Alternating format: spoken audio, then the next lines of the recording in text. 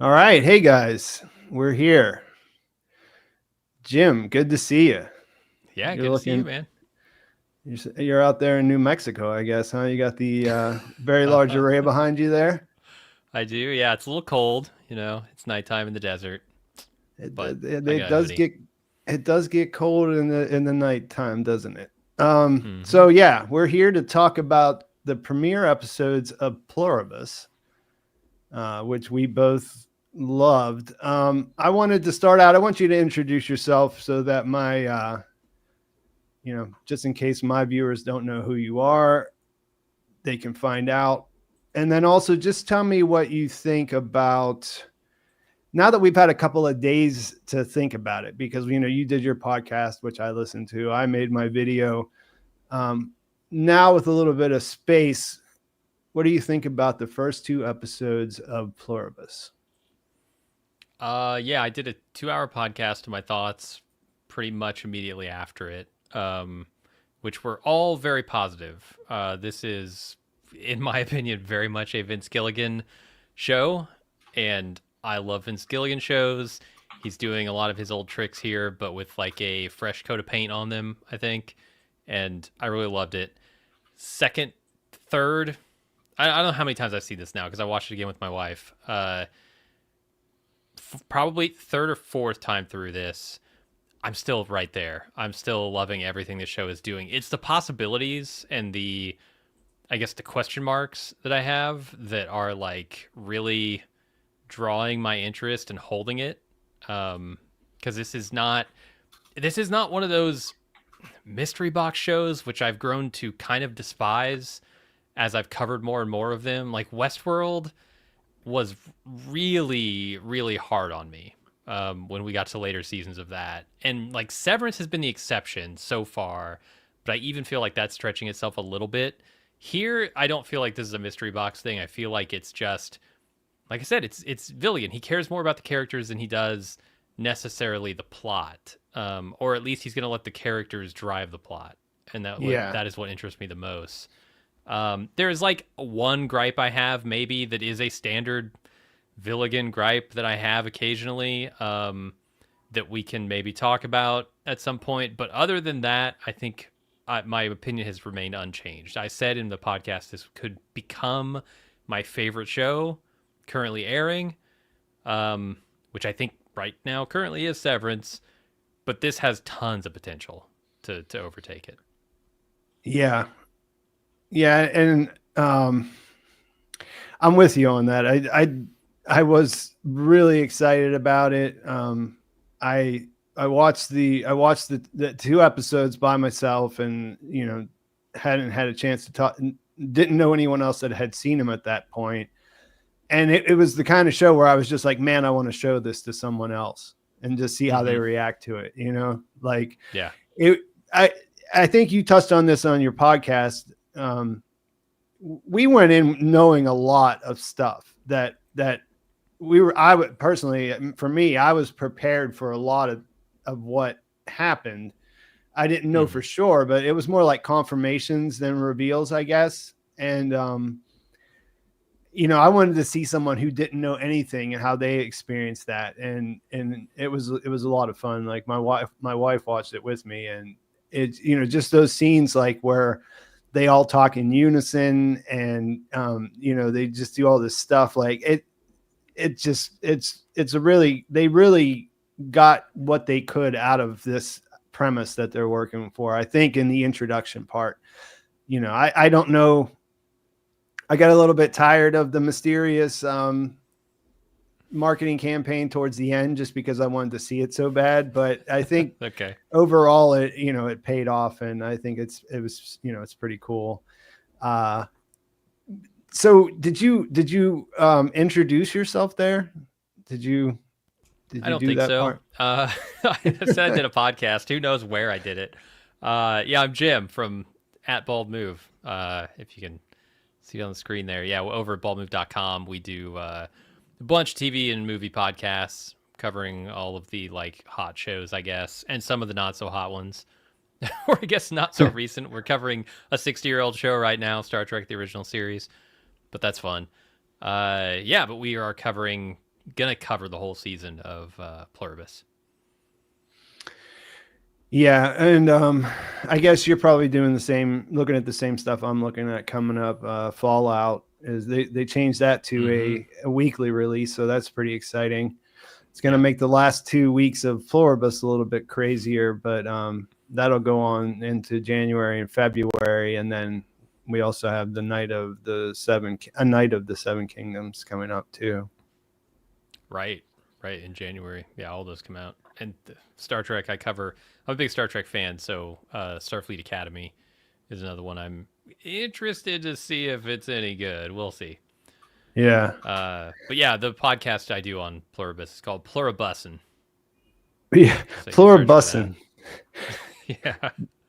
Is bussin is that a currently is that a current term now, or is that a little bit of a throwback at this point? I don't keep up on lingo as much where I live now, so yeah, I wasn't sure. Look, I suggested it as a name, so that means it's already out of date for sure. That's probably a good way to think about it. Yeah. So yeah, I mean, I think I have been, I was pretty blown away, and it's left me a lot to think about in between. That's one of the reasons why we do these. We're going to be doing we're going to be streaming every episode, after every episode, every Sunday night through the rest of the season. I got a bunch of different people that are going to come on. As far as, I think one of the things that I since there'll be a rotating cast of different people coming in, I kind of want to see how everyone is, as far like how hive mind curious are you as a human being? Oh man, more and more every day, I think. As our society starts to get weirder, I feel like it would do us more good every single day. But yeah, I mean, here's the thing. If I got co-opted into a hive mind, I certainly wouldn't mind, because I'm part of the hive mind, and how could I have a different opinion?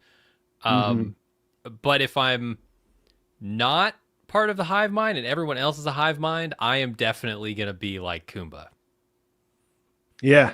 I'm just okay, I got 2 months until you guys figure out how to bring me into the hive mind. I'm just going to go for it. Let's have that's fun.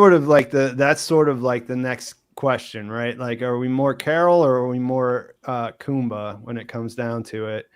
And it's funny, I was on my friends, I was on Popcorn for Dinner talking to those guys, the podcast, and Abube said, Diabate kind of did what every 15-year-old boy would do in that situation. You know what I mean?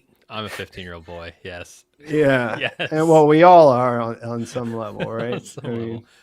Yeah. How about you? Are you hive mind curious? I mean, I kind of think that we're, it's interesting because, I mean, as a human, I feel like we all, we have some obvious flaws that are causing us problems, right? And we certainly, I think that we certainly need to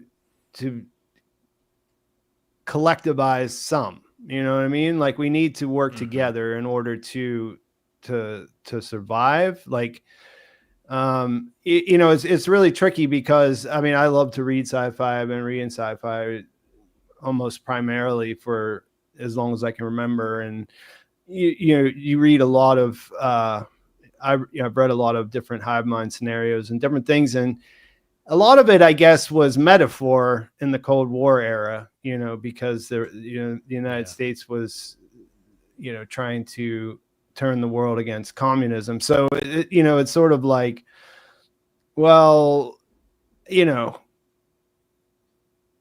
what you always kind of come away with, even if you're really fervent on either side, is sort of that both sides have points. You know what I mean? And I guess when I think about using this as the main framework for a TV show, I guess what I want to think about is, or what I'm hoping to see is that the people play with that more than trying to say whether one side is better than the other. I mean, I think a lot of literature that deals with hive minds is saying that one side is better than other, that individuality is paramount to human existence. You know what I mean? And Sure.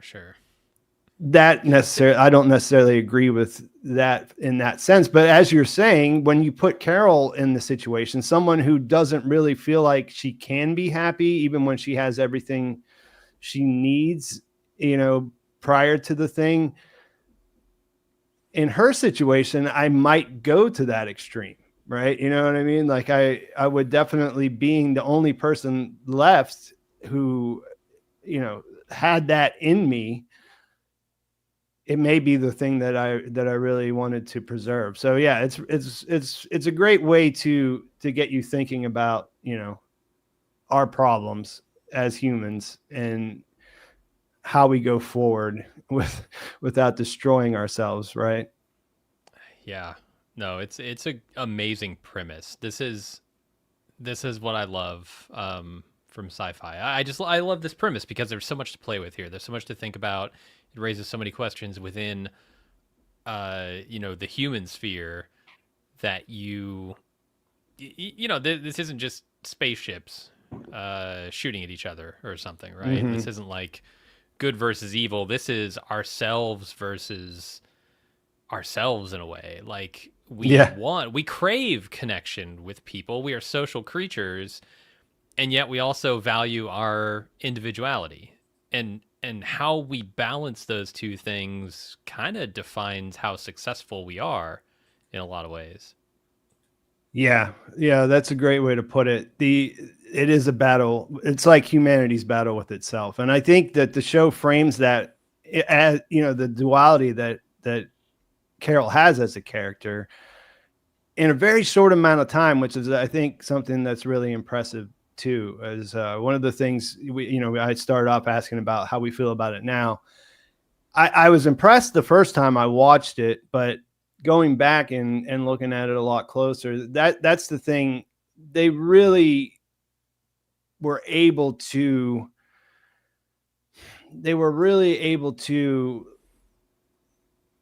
set the characters up in a like an efficient way that wasn't like it was natural. It was a natural introduction instead of like hitting you over the head with a ton of exposition and things like that.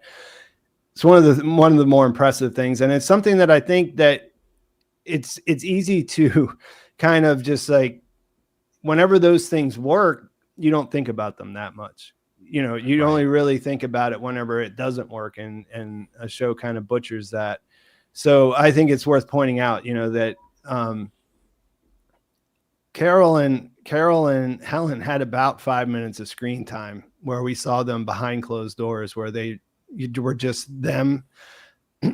And I mean, I felt like there was loss in that whenever she died. I mean, there was, it stirred emotions, and that's not as easy to pull off as it looks like it is. I like what you said in your video about this is a scene that we're probably going to be revisiting a lot. Yeah. Maybe not like, I mean, we might see it again, and then you kind of see it from a different angle, perspective, or whatever, but it will always be with that character too. That's the thing. It's like Carol feels to me like she is operating out of fear. And I mean, it's easy to say that on like the level of an alien entity has invaded Earth and taken over all of it, and there's only 11 people. Sure, that's scary. But what I really mean is this collective terrifies her because she does not want to admit to anyone who she actually is. Like, if you look at the book that she's writing and the change to make this female character a male, she's hiding her true self. And to join the collective would be to reveal everything to everyone. Yeah. And she's not ready to do that. So she's afraid of that as much as anything. Yeah, and it's a very smart choice to have Helen become assimilated before she dies, because that works both ways. You know what I mean? On one hand, they know a bunch of stuff about her she doesn't want them to know. On the other hand, right, that the only way for her to access that is to join the hive, and to preserve that is to preserve the hive. You know what I mean? So she, you know, the person that she loves still exists in some way inside this thing that she wants to destroy. So that's always it's always fun. and that'll be a temptation in the future, I'm sure. But that's the thing. She hasn't fully like internalized what this really means, right? She keeps thinking of them as like an invader and an alien consciousness, but she needs to think of them as humanity, and maybe even more specifically Helen. Yeah. In some ways. Yeah, because I mean they have been connected, but that's all that's left of humanity. There, whether it's changed or not, that's all that there is. The 12 people who are left are not going to repopulate the species. You know, probably not. There's not enough biodiversity there. No, not even close. So as far as the science is involved, you know, I thought we could talk a little bit, because you do a lot of sci-fi stuff too, and I guess, you know, the idea of science and fiction, and then is like the science here, do you need to understand it? I mean, is there stuff that's confusing? Like how do you think they handled that aspect of it? I think they did a really good job. They gave enough information for people who are inclined to wonder about the science of this thing to be like, oh, yeah, I see. I could maybe see that working. But they didn't explain so much that you'll lose people who maybe aren't as interested in the science. I think it's a really good, like, pop sci kind of way to do it. Yeah, I thought so too. I think, and one, you know, I've said this already, but I think that the idea of, you know, introducing it the way that they do as a mystery, and then solving that mystery at the end of the episode is such a good choice, because you don't need to, like I said, I don't think you need to understand the science for it to work. You know what I mean? Like, I think you need to, I think you need to be able to put it together. And I think as long as it works and it doesn't distract you, then that's perfect. You know, it's the perfect situation. And then to have them explain that so that there's not a whole lot of loose ends. You know, there are questions. Why is she immune? Things like that. But it lets us just look at it for what it is. And that's how does she react? How would you react? What should she do? Things like that. Right. Mm-hmm. Yeah, that's honestly what I'm here for more than anything. It's that character drama that drives. It's kind of the heart of especially Vince Gilligan shows. Yeah. And I think that obviously the premiere was a roller coaster ride, but I think it'll probably settle into being more of a slow burn after that. So it'll be interesting to see how people receive that. But as far as the actual, like, what's happening, how did they create the hive? Like, I felt pretty good about that by the end of the episode, and I think that's smart. I got a question here. How much free will do you think the collective humanity mind has, and how much is the programming from the virus? Thanks for the $4.99, Koki. I wanted to inject this one here because this is one of the things that we had in our notes, something similar to this. So I don't think that we know exactly. I mean, that would be my answer to this question. And I think, I think that it's kind of good that we don't know, because we have, a whole season, and we had this. These are the kinds of things that we're going to be able to find out that are going to drive the story. Yeah, yeah, it's a really good question because like the way they act is I imagine the way that they act could be like a human, but not, I would say, the bulk of humanity. And so it raises the question of what what parts of humanity kind of survive this transition? Because like some humans are vegans, some humans refuse to take a life and try not to step on bugs and things like that. Those people exist for sure. Mm-hmm. It's definitely not the default experience of being human, I think. Like I would say most people probably squish spiders when they see them in their kitchen or something, right? I Mm-hmm. mean, most people eat meat on the planet. So, how did they end up like this? To me, it suggests that maybe there is sort of a non-human portion of this consciousness that is employed here. It's not just the coming together of humanity and sort of like a amalgamation of all of our personalities. Yeah, I was thinking the same thing. Like one of the mysteries is why they did this. Like what's the Yep. point of I mean, I guess you could say that it's because just like how when she gets bit by the rat, she feels compelled to spread the virus.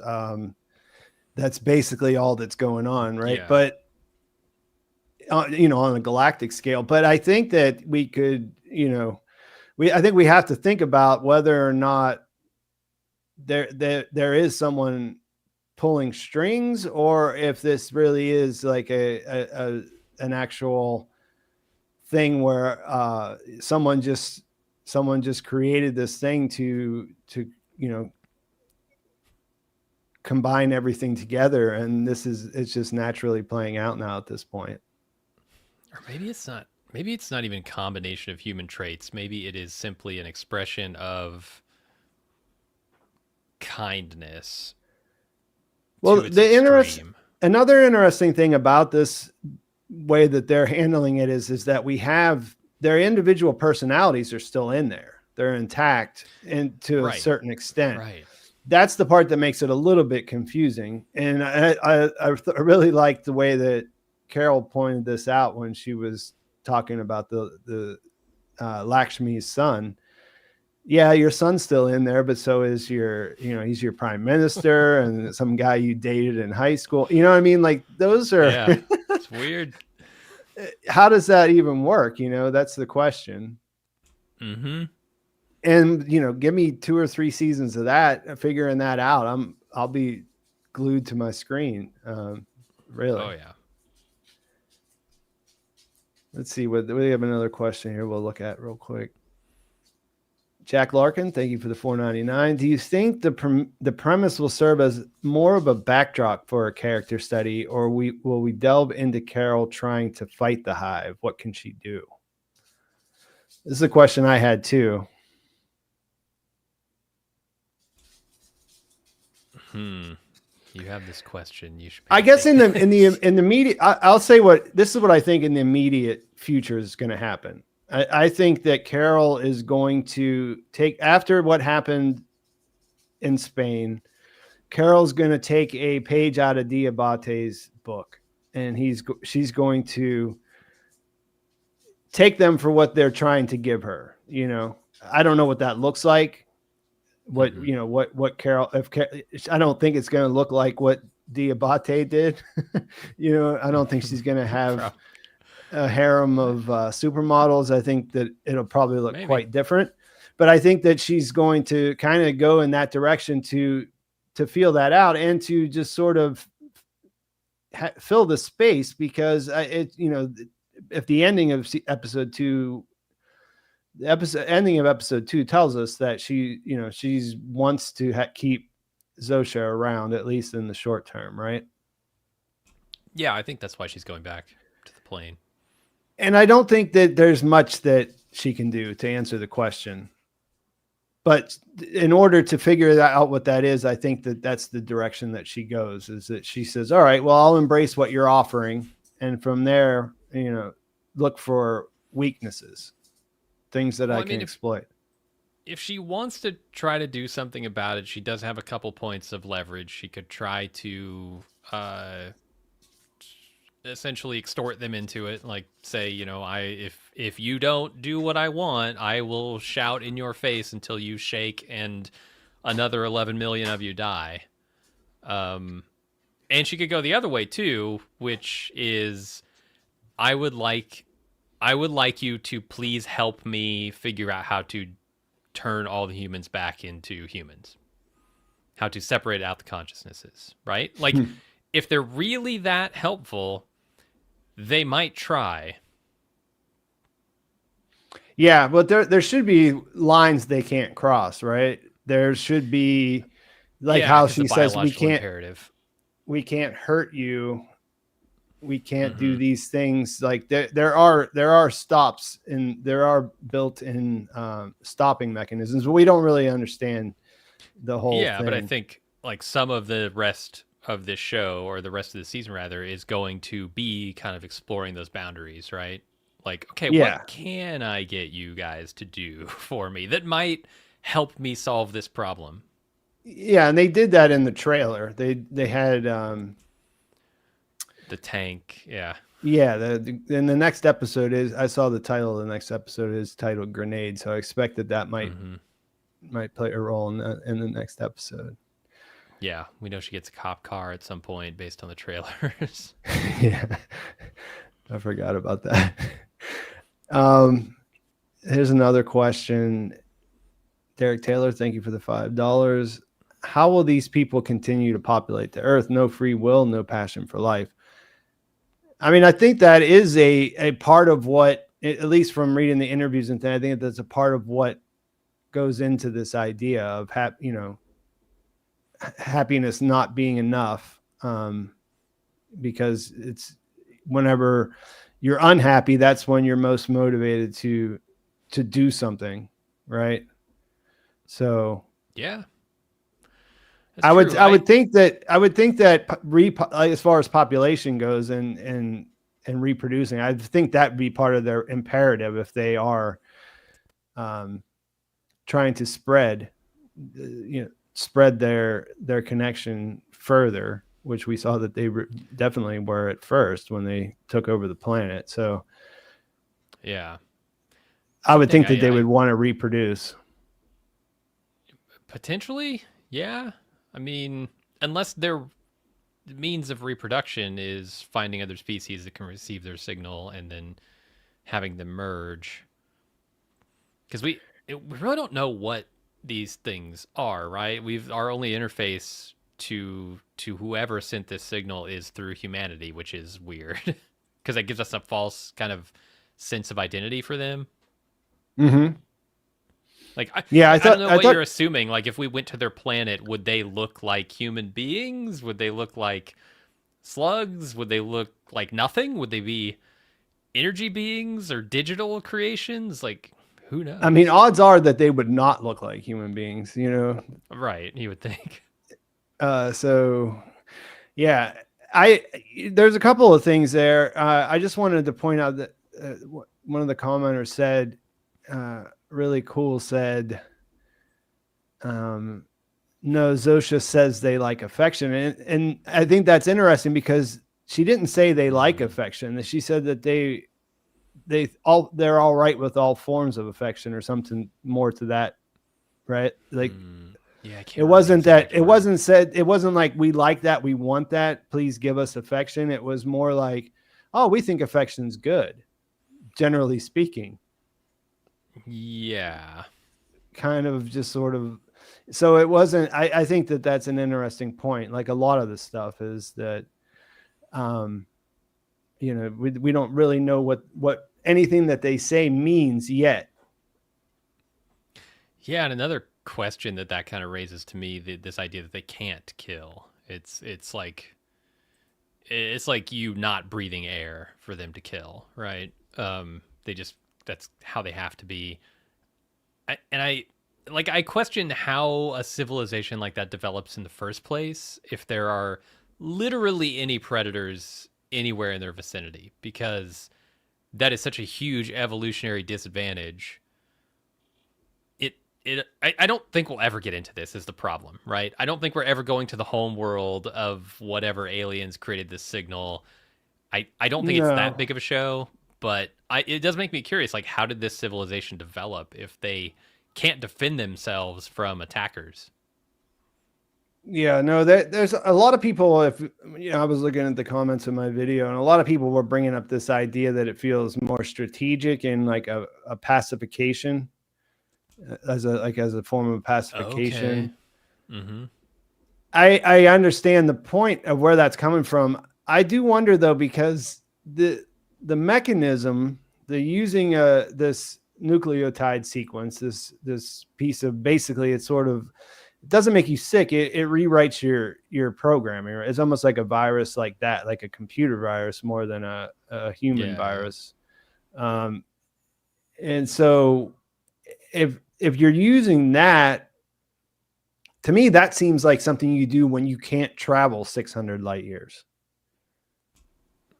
Sure. Because Yeah. that's not something that's a distance that's prohibitive, right? So Mm-hmm. yeah, so there's a lot of different ways that can go. As far as like what is known and what's not known, I was surprised a little bit whenever I was reading an interview yesterday, and Vince Gilligan said we may not ever answer why Carol is immune. And he That's followed that up by fun. saying, like, we might have an answer for that or we might not. Like, I don't care if she's immune. Like, that's not really an important thing necessarily for me. It was just a little bit wild to hear him say that they might come up with a reason why she's immune, like that wasn't something that they went into making these 2 episodes kind of already knowing. Yeah, like I don't think it requires an explanation because a lot of people are immune to any Stuff strand of randomly, yeah. Mm-hmm. virus or yeah, whatever. You're always gonna have some immune people. Um, but I think if they were to come up with a reason, and maybe this is why they haven't decided yet, it would probably be thematic, right? They would probably want to tie it back to who Carol is, Right. and connect it to why she's immune.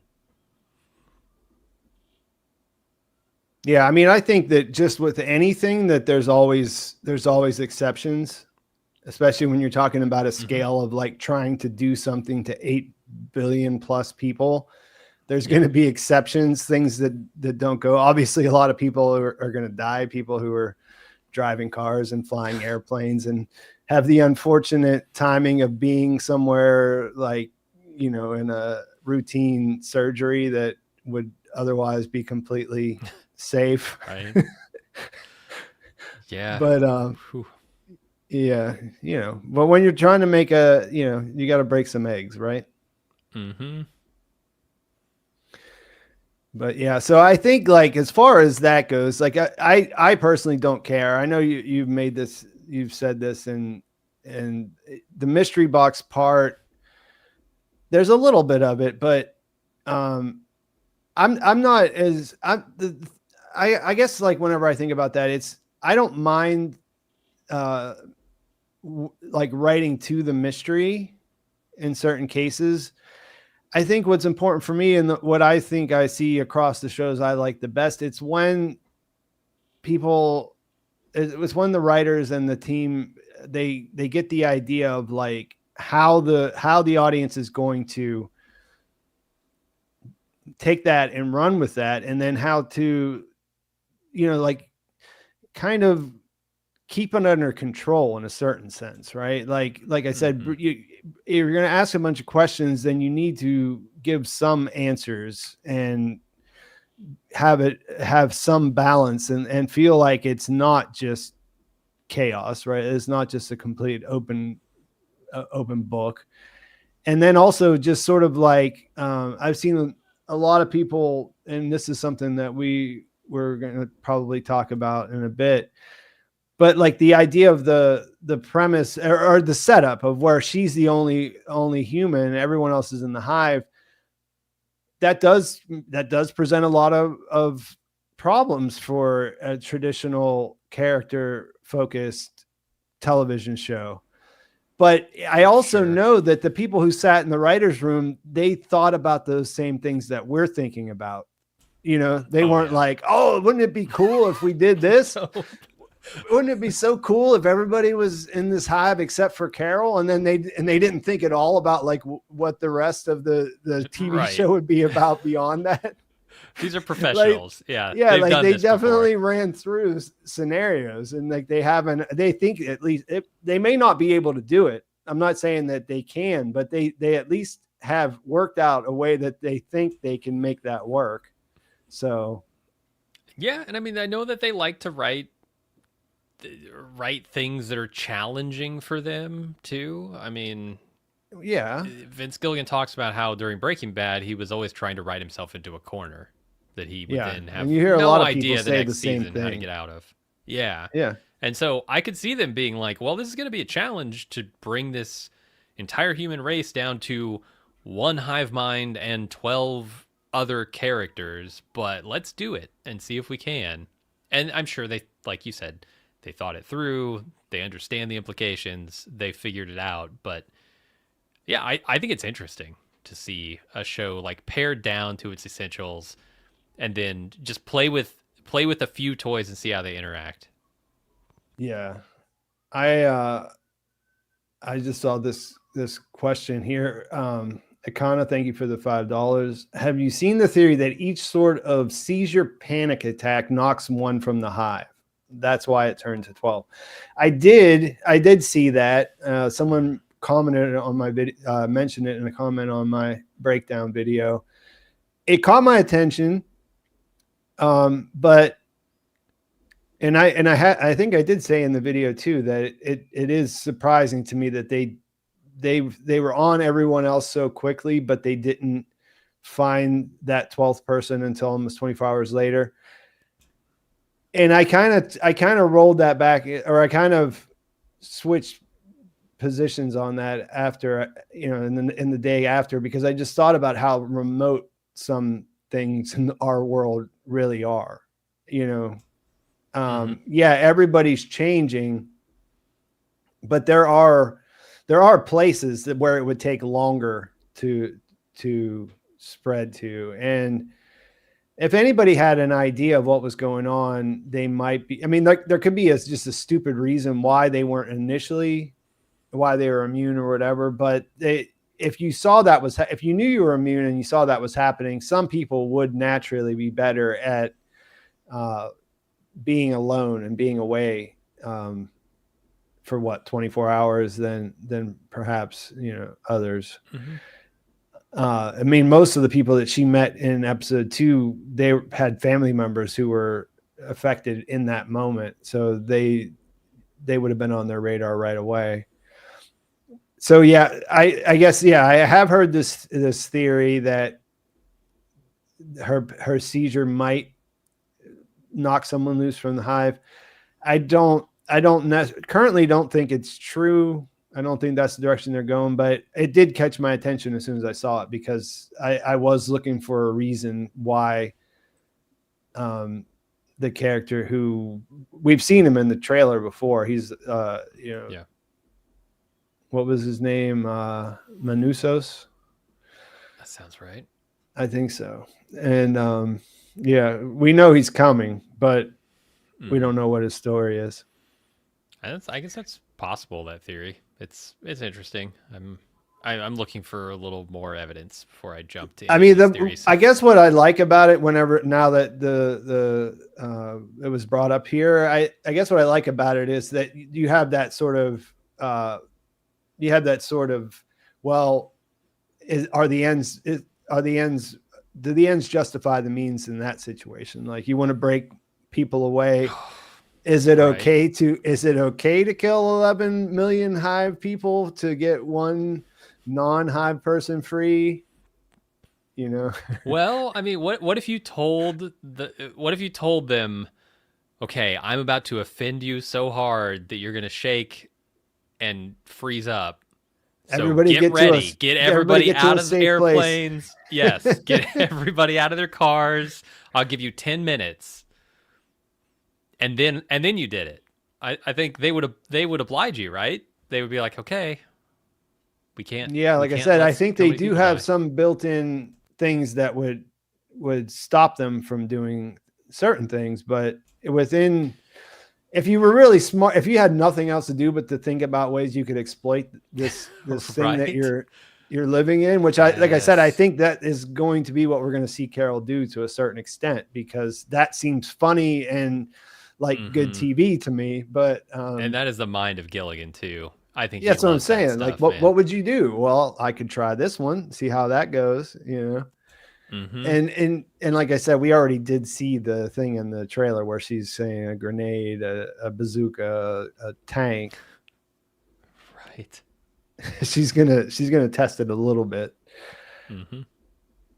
I guess were there something like, I guess one of the things that I remember from watching the first time, where I was like, why is the cigarette pack? They really lingered on that. Did you have a take on that? I Because it can't is a pack of imagine. Morley, so it's something that is, you know, something you would associate with his other show, The X-Files, right away. It's an Easter egg for that. Yeah, and I think you like hinted maybe that there was a tie to like why she might have not been affected or why she might be immune. Like Well, it almost maybe there's feels like some that's what they're connection. setting up, is that because like it's a weird thing that she doesn't, you don't smoke. Her significant other that knows her better than everyone Mm-hmm. says, you, since when do you smoke? Like it's a thing where you're like, wait, what? These people, we just figured out these people they're married, right? So like this isn't a bit. Like she just asked her to have a cigarette at this random moment. I don't know. It's just one of those things. Like, and as you said, we're gonna. I really do think we'll be able to go back and see a lot of stuff about who she is in those scenes. So there's probably more than there's probably more to it than the way I'm thinking about it. But it just seemed like Okay, an odd choice. I got it. One of them is a ricin cigarette, and she happened to smoke it. Oh man. How old is that reference? Like 20 years at this point? I think they, on the official podcast, they said that Breaking Bad, I don't know if they said that it came out or if they started production 18 years ago, because they were saying, because he was talking about Jeez. Vince was talking about some of his people being on his cast since, or his crew since the beginning. And he said, how many years ago was that? And they said 18. And one of the people there said, it can vote. You know, it's like, his crew is old enough to go out Wow, and man. cast their vote now. But Crazy. yeah, so I don't know if that was, I could probably look it up, but Ah, yeah. not worth it. But yeah, that was one of the things where I was sort of like, I don't feel like it. I feel like it's something, but I don't know what it is, and whatever. I know when I was listening to your podcast, you were under the impression that the virus just killed Helen, and Yeah. I interpreted that as those, because I was looking at those red circles under her eyes, and I googled that, and there's a thing called raccoon eyes bruising, which is like if you see someone that has that, their skull is definitely fractured. Like that's Mm-hmm. basically what the search results told me, the Wikipedia Gotcha. page. Yeah, I could be wrong with that. She definitely hit her head, no doubt. But I also wanted it to be a little more representative of real life, right? Like Right. if No, I understand your point. Carol is I the was, immune one, then Helen I, needs to be the one who the virus just kills flat out, you know? yeah, I was just trying to think of some of the things that when I was watching in isolation, that's where I was like, man, I wish I had someone to ask about what they think if it's this or this. I see a lot of people in the comments talking about, not in the chat here, but in online, and you know, my video and on the subreddit, people saying that the rat was playing dead, which I thought that my take on that was that it was in the seizure state that they all go into before they Mm-hmm. join, right? I think so. Is that Yeah. is that what you thought too? Yeah. I guess Yep. what it seems like to me is that people are looking at they see the little bit of deception that's there that we're supposed to notice, and so they're looking for ways to back up the idea that you can't trust them, and that they're Mm-hmm. going to make there's going to be secret secret clues to show you that they're lying, it's all a lie or whatever. I kind of came out of it after taking notes and doing the breakdown, where I honestly believe, as far as they know, they're kind of telling the truth. Like, they do want to help. Their end goal is assimilation for her, but in the meantime, I don't think they're lying about anything. I think they're actually pretty straightforwardly telling the truth. They may be omitting some things about what they know about the species or the race that created the virus in the first place. That seems likely, in the way that we saw that they can lie by omission. But I don't think that they're just like straight up lying to her about certain things, or trying to deceive her in that sense. Yeah, I think that's the way more interesting option. Like, I think if you can show us something that's true and then say, how does that change your world, and you can explore that, it wouldn't feel very good to then undermine it later with new information that says, actually we were tricking you the whole time, because all of the thematic work you're doing goes right out the window. Yeah.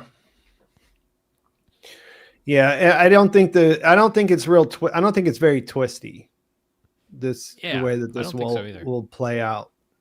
I think there'll be things that'll surprise us, but yes, absolutely there will be. And one of those things, like, the big question I have is, like, how did they tailor this virus, or psychic glue, whatever they call it? How did they tailor this for humanity?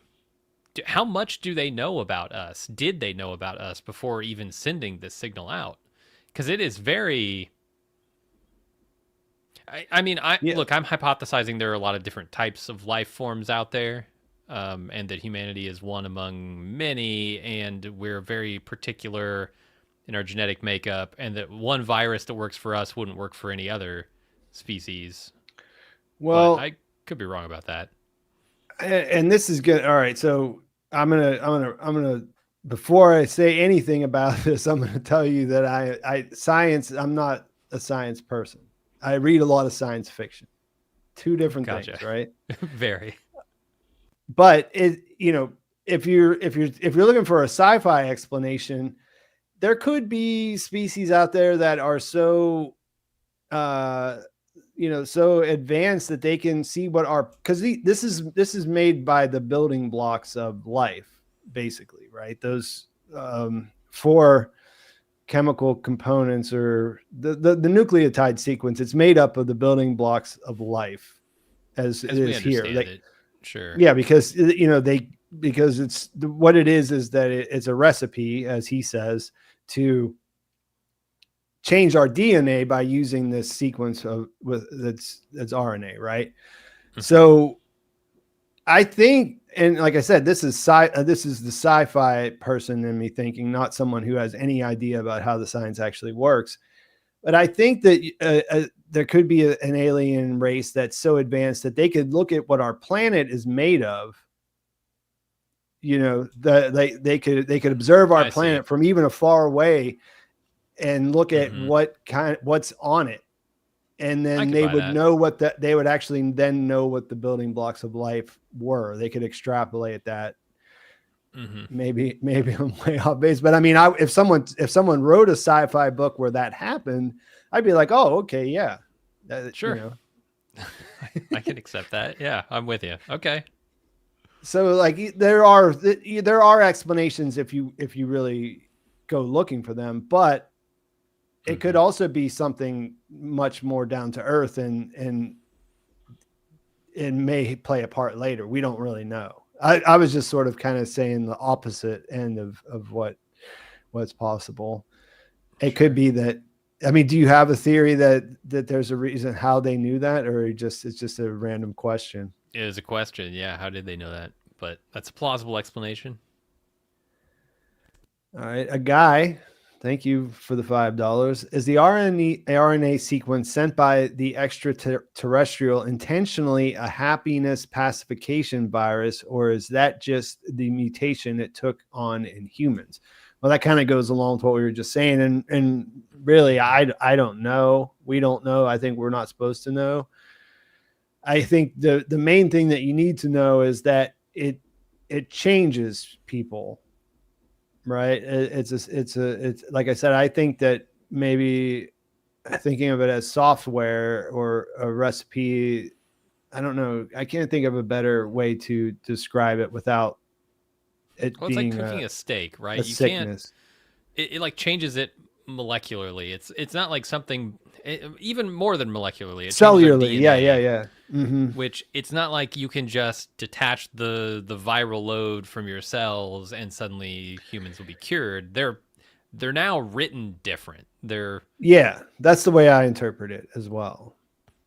Yeah. So the question here is it, I think that we could assume that it was supposed to be, it was supposed to make everyone happy because that would somehow benefit a hive mind situation. Like if everybody is satisfied, then maybe that just works better. Yeah. I don't know. I can't tell if this is like their version of procreation where they go out with their digital signals and their light beams and they get other species to become them, or if this is some kind of weapon, maybe in advance of an actual invasion. There's so many possibilities. I mean, we're so early on and I know so little about what's going on here that there's so many possibilities. Yeah, so I think that's really what it comes down to. We can't really answer that question yet, but it's a good thing. It's a good thing to be considering because that's another thing that's really funny about the premise is that it could be like trying to fix humanity, or it could, try to improve it, or it could be just to make it so like passive and easy to conquer or enslave. Mm-hmm. It could go either way. Truly, it could be for good reasons or for terrible reasons. No way to know. One of the things you put down here was, how does a civilization that can't kill develop in the presence of predators and outcompete them? It's kind of telling if you think of that. Right. If they are assimilated as well, the creators, how did they get to this point where? I don't know. Yeah, maybe that says they're not like humans turned out. I mean, space is big, and we still have never met any of the other intelligent life that is got to be out there all over the place. So it's very possible that they were just a happy hive mind doing their own thing, and we're one of the first civilizations they came in contact with.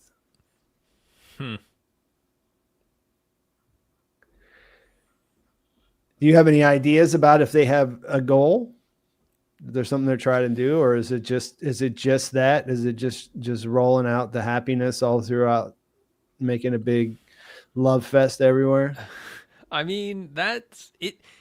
To me, this feels like their version of procreation, of spreading themselves across the galaxy or the universe.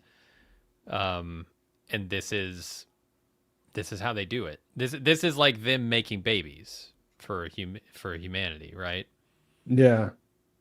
That feels like it's the end goal, but the lengths they're willing to go to bring these 12 people into their fold seems, I don't know. I guess currently it seems all right and maybe in scope because they're not asking for anything insane, right? Like a single plane, whether it's Air Force One or some biplane, it doesn't really matter to them. They can give up one plane to try and get this guy to join them or whatever. And for Carol, they can give up, one digger to try and help her out. But what if she asked for like their entire, I don't know, grain harvest for the year? What if she asked for like really big things that would inconvenience whatever I think their other goal is, which in my mind is, my guess is, if this is their way of procreating, what they want to do is they want to find a civilization that can receive their signal, take them over, bring their tech level up to the place where they can send out a signal like this to another place to propagate across the universe, right? But if Carol's asking for huge satellite things, as big as Africa, sure, yeah. If they start building that and Carol goes, you know what, I want to broadcast Looney Tunes at Mars with your satellite, are they going to let her, or is that more important for them to send out the signal with that? Yeah, that will be fun. Hopefully Carol's thinking in the same way that you are, because that's the kind of stuff I want to see in the coming weeks is her testing the boundaries of what's possible. Because that's a great way to, like, we don't know a lot about them. That's a great way for us to find out, right? As she finds out, Absolutely. Do you have any idea what their goal is? Like, it seems plausible to me that it's just to spread. Yeah, that's what I think I touched on it a little bit earlier. It's 50-50 almost. Either it's that, or they're trying to pacify us so that they can use us for their nefarious plans or whatever that is, Mm-hmm. But just be my human brain. But with not knowing, I mean, the only thing we really know is that they're smart enough to get the signal out here. They have resources to do that. 600 light years is far away. They mentioned Kepler 22b, and that's something that people who watched Raised by Wolves, like myself, probably was like, whoa, that's the same planet or the same system that they talked about in that show as a place for humanity to go to or whatever. And I was looking into that in between, and it's because it was one of the first systems where they discovered a Goldilocks planet transiting that's sort of like Earth and bigger, a little bit larger than us, and just perfect situation, like where they could, because usually they can see these stars everywhere and they can see, they can figure out like what orbits them or whatever. But this was Kepler 22b was one of the first places where they could say that there's a really good Earth, like better than Earth right there, 600 light years away. And then you think, oh, well, that's not that far considering how big the galaxy is. But like, I mean, true, you can never get there. Ever get there. Didn't Voyager just pass like 1 light week away from Earth? I don't know, but I don't know for sure, but just hearing you say that, I would believe you, like if you were coming from some official source with that, I think I just saw a headline somewhere. Yeah. Like I believe it. If I saw it as a headline, I would believe it. That sounds right. It just puts it into perspective, right? 1 light week in 50 years versus 600 light years away. Yeah. It's not something, it's, if you read anything like where there's not faster than light travel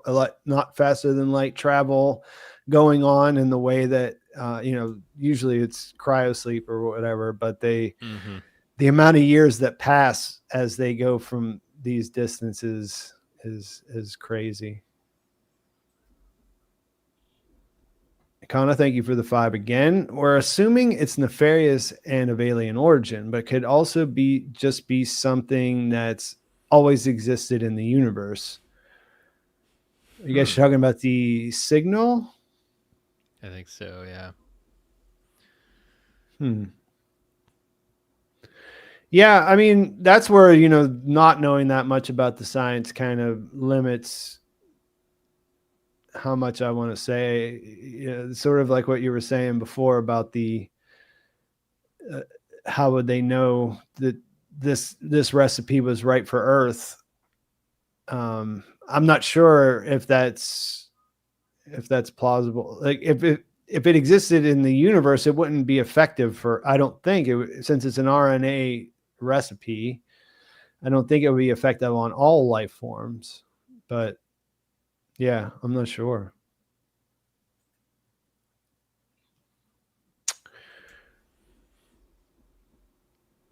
Is it a light day? Is it a light day away? Oh my god. Okay. Did you just Might look have it gotten that up? wrong to the order of 7. No, I saw Mike Mack's comment. Oh, okay. That's even more insane. A light day. 50 years for one light day.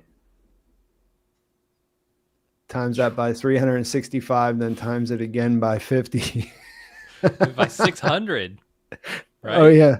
Yeah, 600. My fault. Jeez.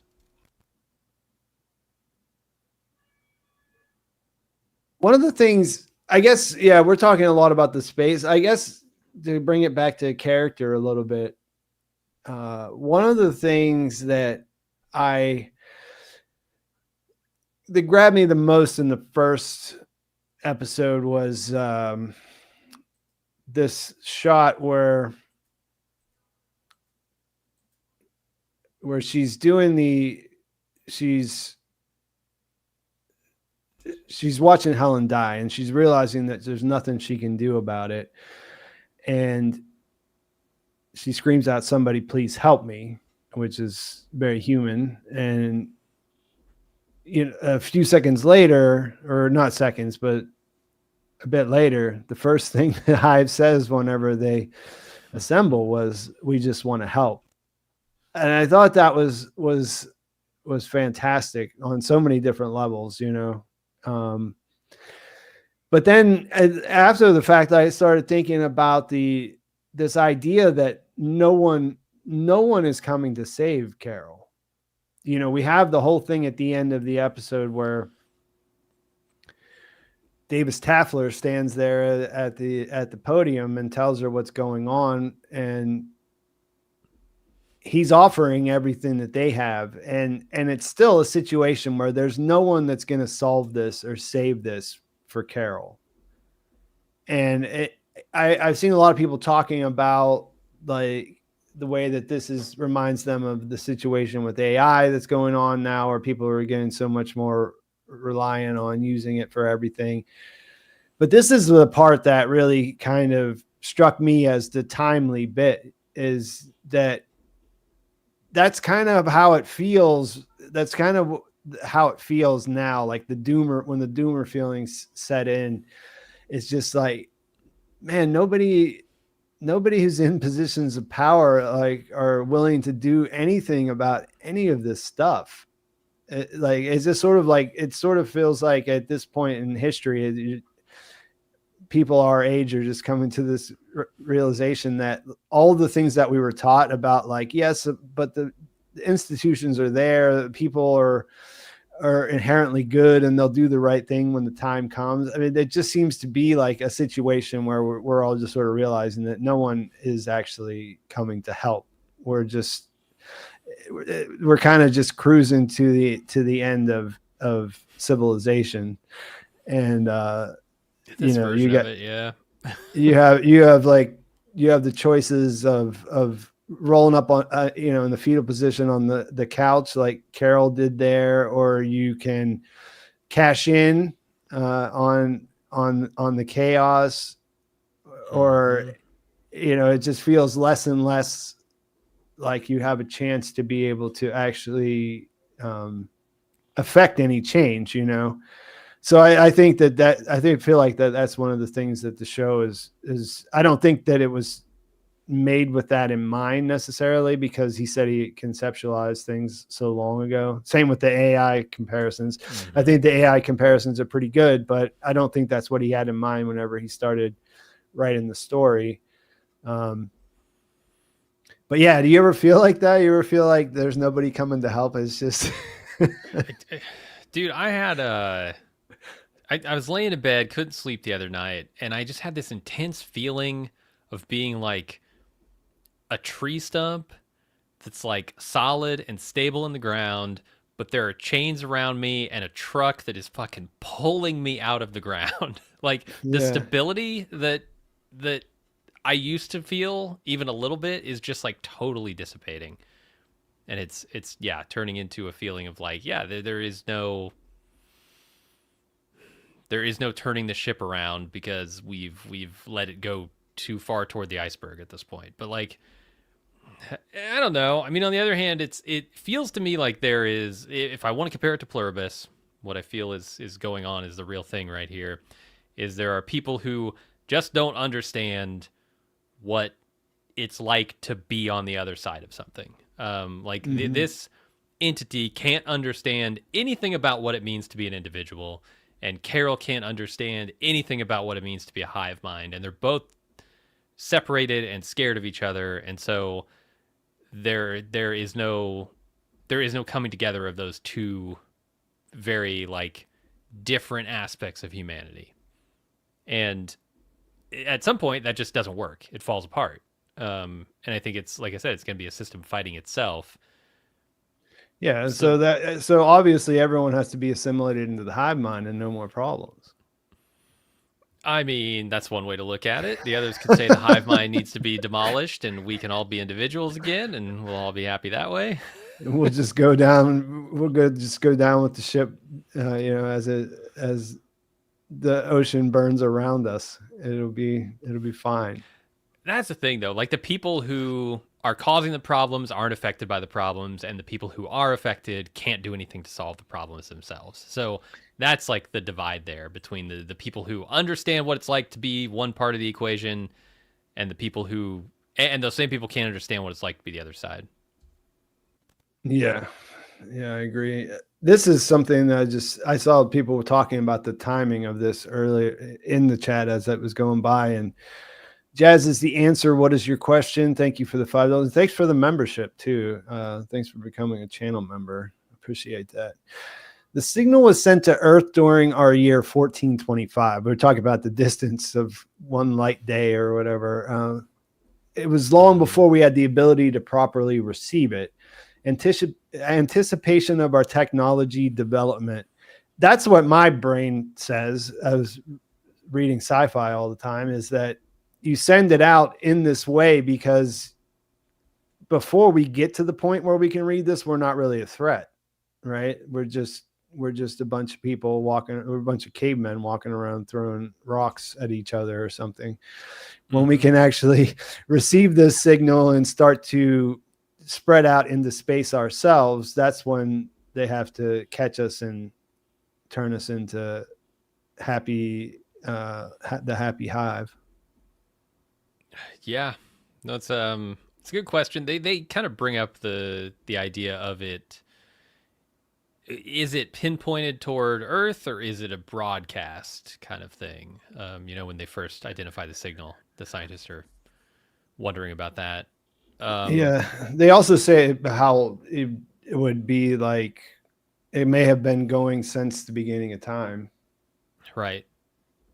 So, assuming it's not meant just for Earth, I guess the time doesn't matter that much. If it is meant for Earth, then yeah, your point stands. And I think in chat they were saying like it would be our year 825 when they first noticed Earth, because there'd be a 1200 year gap. Yeah. For them to detect us and then them to send us a signal, assuming they got on it that afternoon. What was it what was Jesse's line in Breaking Bad? His oft repeated bitch. Science. Bitch was also.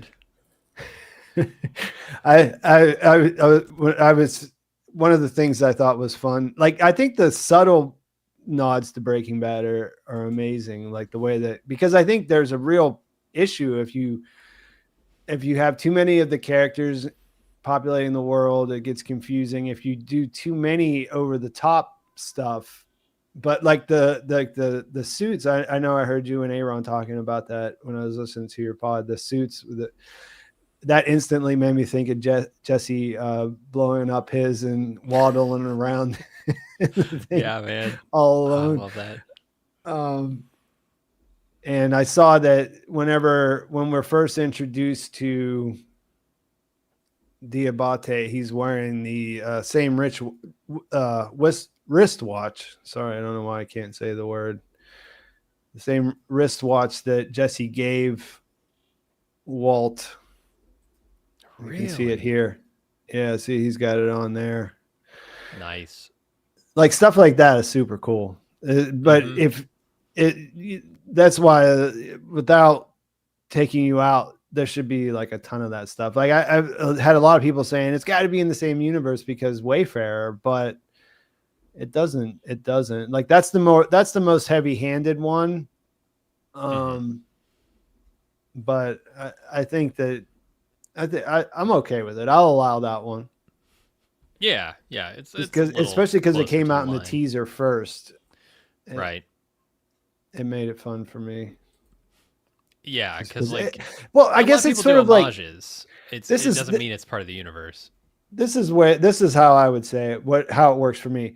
If it feels like I'm in on something because I notice it, I like it, right? Because we all watch the show. Okay. We all remember Wayfarer, and we all remember watching Better Call Saul at the end when we see that he's on a plane, Wayfarer plane, whenever they're taking him to prison or whatever at the end. And so when you see that, it's just like, yeah, that's that thing that I know that I like. I guess where I don't like it is where it's like, hey, look at this, remember this, and it takes away from it. I think that that's right on the borderline Wayfarer, but it's not it's not, they don't play it up at all. It's just there, Yeah, and I wouldn't say that it's part of the X-Files universe because there's a pack of Morley cigarettes, right? I mean, that's the thing. It doesn't connect it just because they're using that to every single thing that's ever been made with that. Yeah. Michael Sanger, thank you for the 10. He's saying the 4 compounds shown were not the same 4 that are in regular DNA. Have you picked up on that? I did, and I mean, I don't know. It's not that they're not not building blocks of life, though. There's a, like, I just read Wikipedia article, so like I can't comment smart about that. I can't be smart about this. To say I understood it after looking at those for an afternoon, I'm not delusional. Like I know my own limitations when it comes to such things. I had a sense that I understood, and the sense that I had that what I understood is DNA has a set sequence or whatever somewhere, and but RNA is, it can be you can arrange these in different ways, and the way that plays out, because there's only so many building blocks. That I think is correct. And then so there are 4 that's in all DNA is the way that I understood it. And these are not those 4. This is something else. But if you put this together in an RNA sequence, then it can affect the host cell's DNA and change it. It's been too long since I've had a biology class. I don't remember any of this stuff. I don't know that I ever learned that in biology class. Really? I don't know that I ever learned about the building blocks, but maybe. I mean, it's been a while for me. And I never took anything beyond the original or the biology that I had to take in school. Like I never took like any additional. When I was younger, one of my girlfriends, she had a biology degree. So anytime when I had questions like this, I would always just ask her, and I never had to even be all that curious. She would just tell me the answers. Okay, General Lee has the answers. Yeah. In chat. Yeah. It's thiamine versus uracil and DNA versus RNA. Right. Was I completely off about that, what I was saying? No, you're right. Yeah. Because the RNA is that there's different kinds of RNA too. Like there's different ways that you could use RNA to take over a host cell as well. Like, I don't even know what the implication in the show is, but yeah. Thanks Claude Simeon for the 5. Many podcasts a decade ago about irrevocable choices that change you to approve the yes, becoming a vampire, converting religion, or having kids. Wait, 2 of these things are real. One of them, I'm pretty sure, is not real. Becoming a vampire. Change you to approve the yes. I'm having a little bit of trouble finding the question in this. Is it something that like change, like has this fundamental change of like whether you, because that's what they always say about whether you're a Republican or Democrat, right? A liberal or a conservative. It's once you like get something that you can basically pay taxes on, suddenly you become a conservative. Is that what they're getting at? Maybe. Or no, like I mean, if you become a vampire kind of thing. I'm trying to figure out, because the vampire is Yeah. the one that stands out to me. So I'm trying to figure out how that clarifies the whole thing. And okay, it's involuntary. Those are like having kids, and there's a bit of a choice there, but that can happen involuntarily. Converting to religion, that can't happen. Like when you become a vampire, someone vampires you. Like nobody signs up for that. Yeah. At least in my understanding of the thing that's completely fictional. He clarifies in chat. You're happy to be part of the hive mind once you're in it. Okay. So once you become a vampire, you're happy to be a vampire. Once you have kids, happy to have kids. I don't know. Yeah, I get it. I think that's for sure true. That of course everyone that's in the hive mind likes the hive mind. Yeah. And I think, obviously there's a question of, do the ends justify the means? Well, even though nobody was asked to be in there, maybe it's still a good thing. Maybe it's a net positive. So maybe in this situation, it's better not to ask, because nobody would sign up if you did. All right. Taco Truck Engineer, thank you for the $4.99. The scene with the chemists in their multicolored outfits and silly drum beats oddly reminded me of the beginning of Idiocracy. I can't remember the beginning of Idiocracy. In the beginning of Idiocracy, I think it's Mike Judge explaining to a bunch of military brass how he's gonna send people to the future by putting them in a pod to study them. I can't remember like the synchronized stuff in that. Did they do a lot of synchronized stuff? It doesn't. I couldn't say for sure. It's not really fresh in my mind.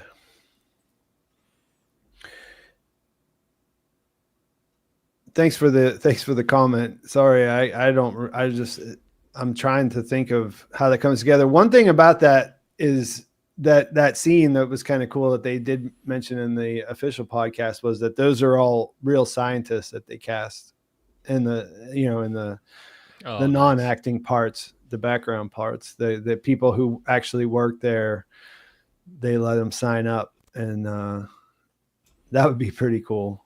Another thing that they said that I thought was hilarious was Carolina Vidra. She actually taxied the cargo plane. Yeah. They were just going to shoot the scenes with her in there, and the pilots, that plane is 70 years old.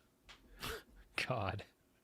And they brought it in from Malaysia. Huge. So they had the people there to train her on what she would be doing if she was driving it or taxiing it.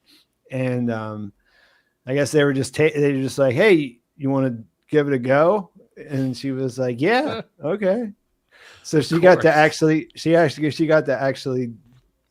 drive it around a bit. That's super cool. I thought of what they might have meant by the idiocracy thing when they send them into the future. I think he's wearing like a red jumpsuit, like a bright red jumpsuit. And you know that when people were covering when I was covering Breaking Bad back in the day, there was a lot of talk about what the colors meant.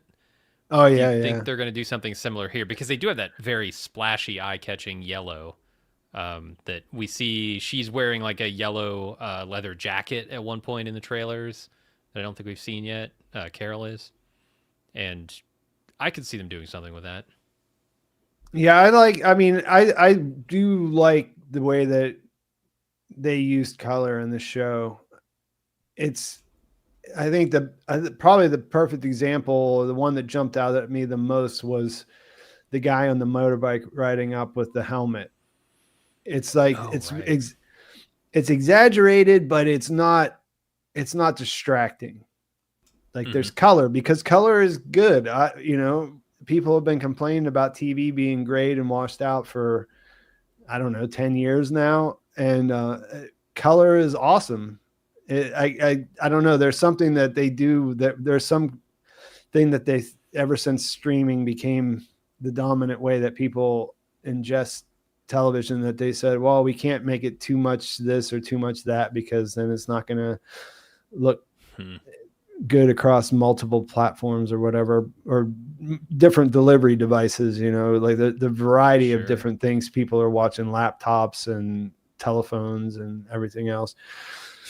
But yeah, I do love the way they use color. And I know a lot of the discussions that people have about this color means this or that color. That's not something that usually grabs my attention. Like I'm usually thinking more about what the characters are doing and thinking and the situations they're in a whole lot more. But visually, I mean, of course, color is a great tool that you don't see people use as much now as you used to. Jazz is the answer. What is your question? You got a really long name. I encourage you to continue to ask questions, but I think I'll just call you Jazz from now on. Whenever I thank you for your super thanks. Thank you for the $10. Needs to be an executive component in the hive. All minds can't be equal, or there would be no decisions. Who or what is the executive? The net is pretty weak if one angry encounter can knock it out. Good questions. I don't know that there needs to be an executive. I think that we need to believe that there needs to be an executive, but I don't think that that's a necessity. Yeah, it's hard to get your head around like what a hive mind actually means, right? Exactly. So we look for things that would remind us of what we already know, which is that there has to be some hierarchy. Somebody has to be at the top. But that's probably the wrong way to look at it. The way to look at it is probably there is only one mind in there. It's more like your body. Your arm doesn't get a decision on whether it's going to flail around like crazy, right? Your brain, your mind, the one singular mind you have tells it to do that. Right. So all of these people are like, limbs of this one mind in my estimation. And now they have the experiences and the memories of all of these different people.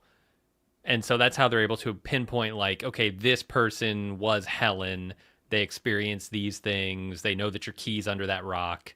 But as far as decision-making goes, they are all deciding because there is only one entity here.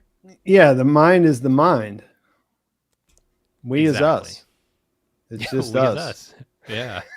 But it's really hard to think that way. But yeah, that's the thing. I find myself falling into the individual thinking again.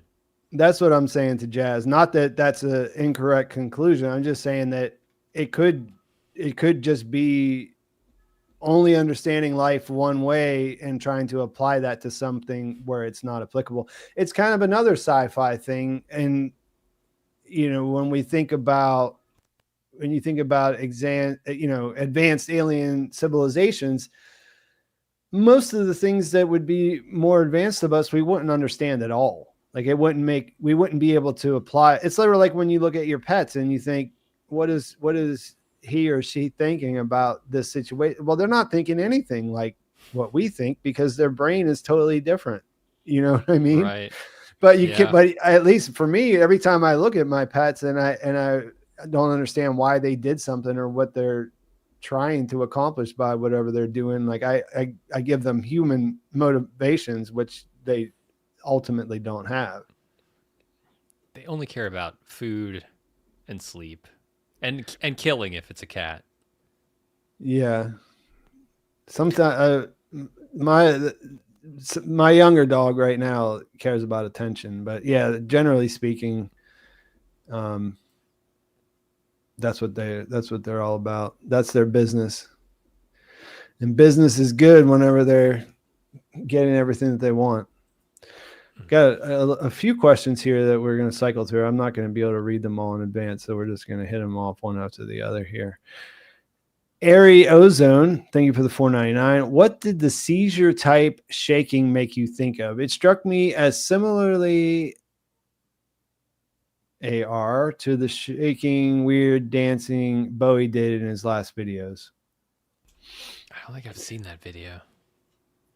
I don't know the exact thing, but I think I can imagine it, even if I don't have a.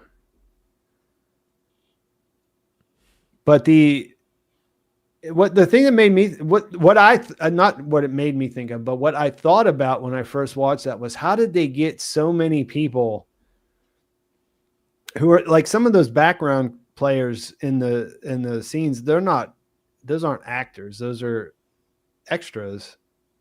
How did they get so many people to? That must have been a nightmare to try to actually put that together. To choreograph all of them. Yeah. That's another question that I've seen and I had myself is, what are they all doing all the time whenever we don't see them? Do you have any thoughts on that? What are they doing? I mean, because I assume right now they're cleaning up all the damage. Right. Like all hands on deck for that. That's true. That is true. They're probably pretty occupied at this point. But there's just so many possibilities with that idea of like anybody can be anything. It's just whoever's closest will be the best expert on earth for that given situation. I love the way that they put that scene with her walking in, the cold open with her coming into the airport. Cause you're like, who are all these people? Wow. They got these experts to do her hair and her makeup. And it's like, no, that's just the 5 closest people. That was the people that were just closest to that bathroom at that time. They could all go over and do it at the same level. There was the same thing with that cold open. That's the same thing whenever she got into the airplane and started flying. You're like, wow, she's a pilot. But then you're like, no, she's not a pilot. They're all pilots. Yeah, it didn't really like sink in until the TGI That's where that Fridays hit me right there. later. And I had seen that teaser before, but that's the way that they set that up, where the bike rider gave her the bike and everything. All this happens without talking. And then when she just walked in, I was like, oh, of course they can all fly airplanes. All of them are pilots. Makes sense. Yeah. It's cool. I like that logistical aspect of it too. Yeah.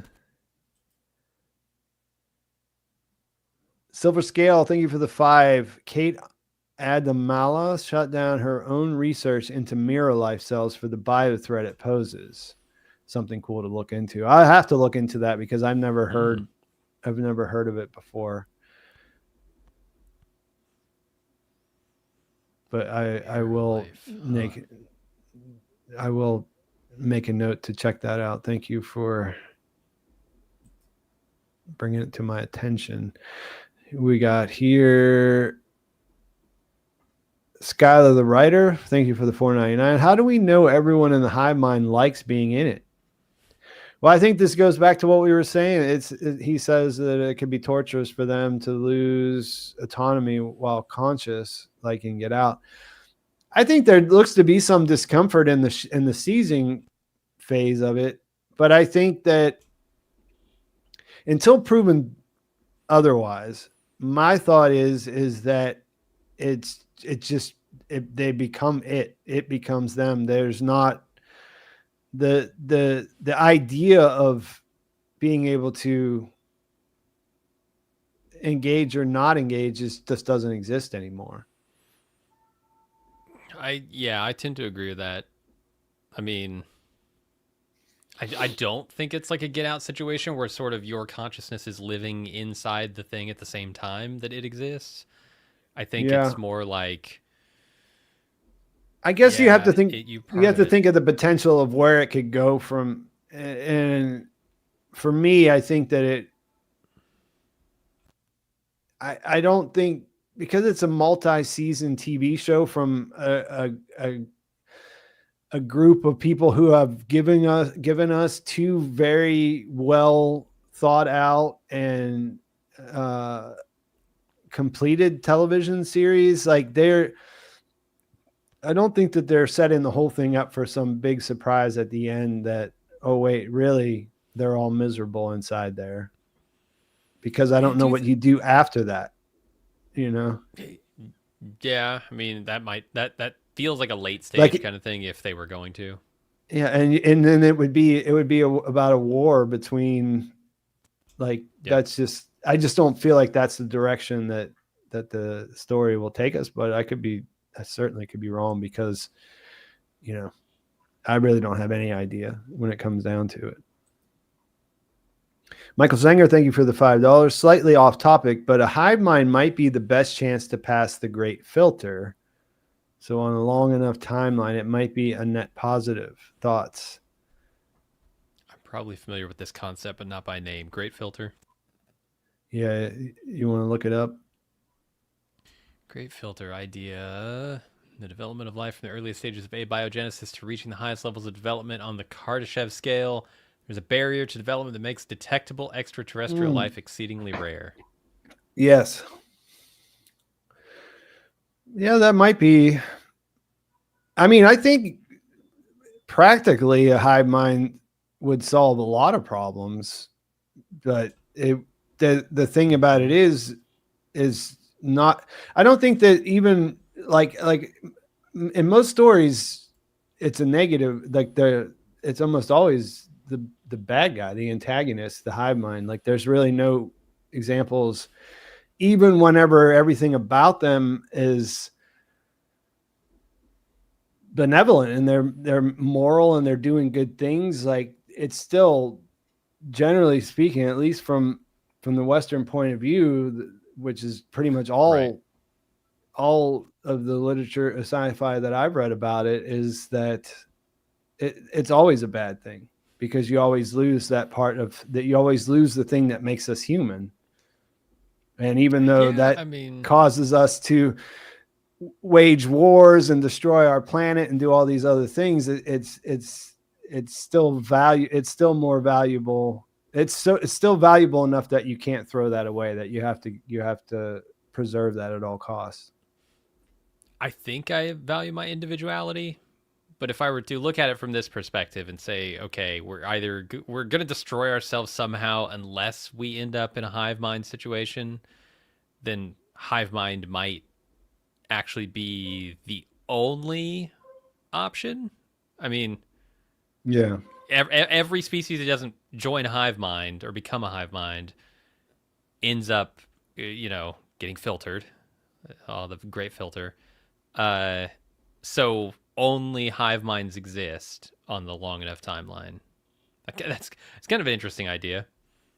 Or I guess maybe if your filter is AI, then maybe it's hive minds and AI. Those are the only two potential, I don't know, minds that could exist. Yeah, I used to play Stellaris, and that was, you have to turn into something else always as you develop your civilization to a certain Huh. I never threshold, got that far. Yeah, so you sort of go biological or mechanical or cyborg, one of those options, so that you can Gotcha. further your tech that way or whatever. Jazz, thank you again for the 5. Our biological brains have an executive component. We call it consciousness. Many modules all over our brain feed into our consciousness. Okay. Yeah. So you could look at each person that is part of this hive mind, each individual, as like a module that feeds into the brain.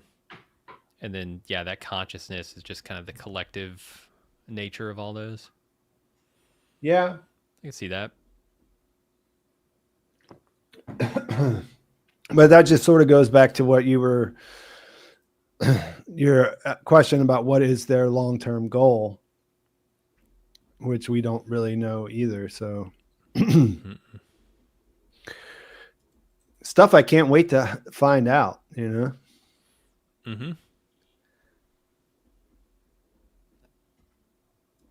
Just looking at chat a little bit here. There's another tab for a second. Yeah, Claude Simeon's right. We don't know how a hive mind would actually work. And that was the point I was making earlier too, about advanced civilizations. We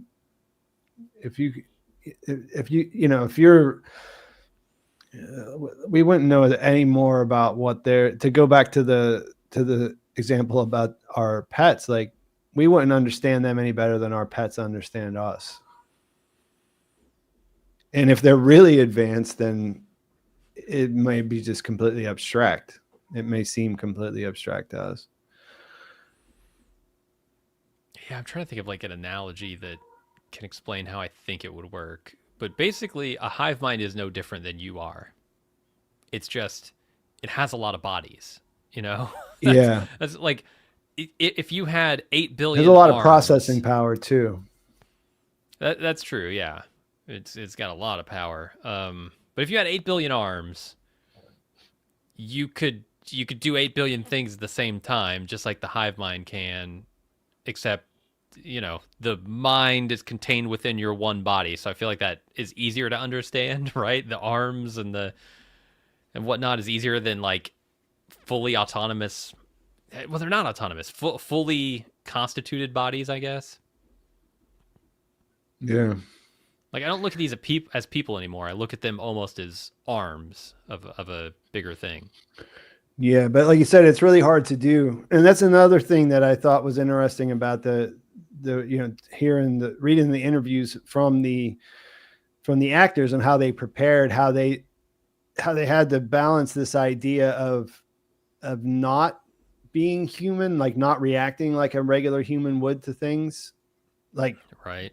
They should never be nervous. They should never be uncomfortable. These kinds of things that should just be gone. But then also not being robotic, because they still are organic life forms that have some, not really, autonomy is not the right word, but they do act independently in their bodies.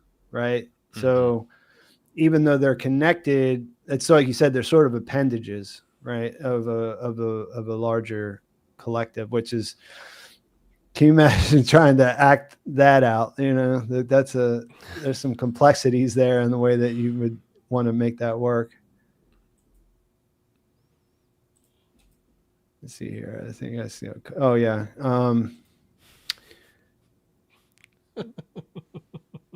Market Zero. Thank you for the 5. I like the Walter Sobchak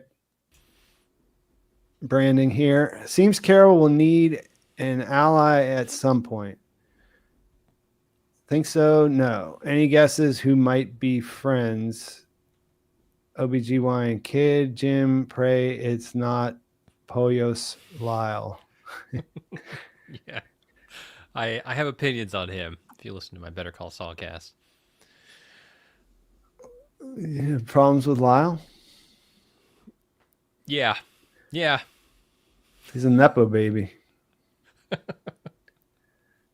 Something like that. Not in universe, and in the real world, he's Oh, is what's he? his name? He's the guy from Rick Moranis and with Dave Tom was his name Dave Thomas that did the Great White North.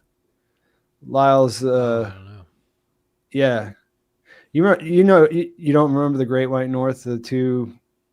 It's like this is like it was before my time. This is like something I probably learned about from my dad or my uncles or something, you know what I mean? Like something that they liked, but it was like a Second City sketch thing. And they had a movie, like there's a movie that's called The Great White North that they're just, it's sort of like,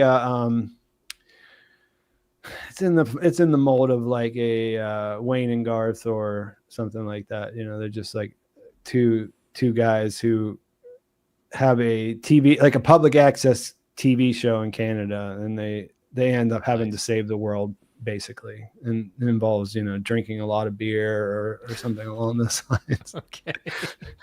But I mean, he's a famous person regardless. Gotcha. And that's just one of the things that he did. That's Lyle's daddy.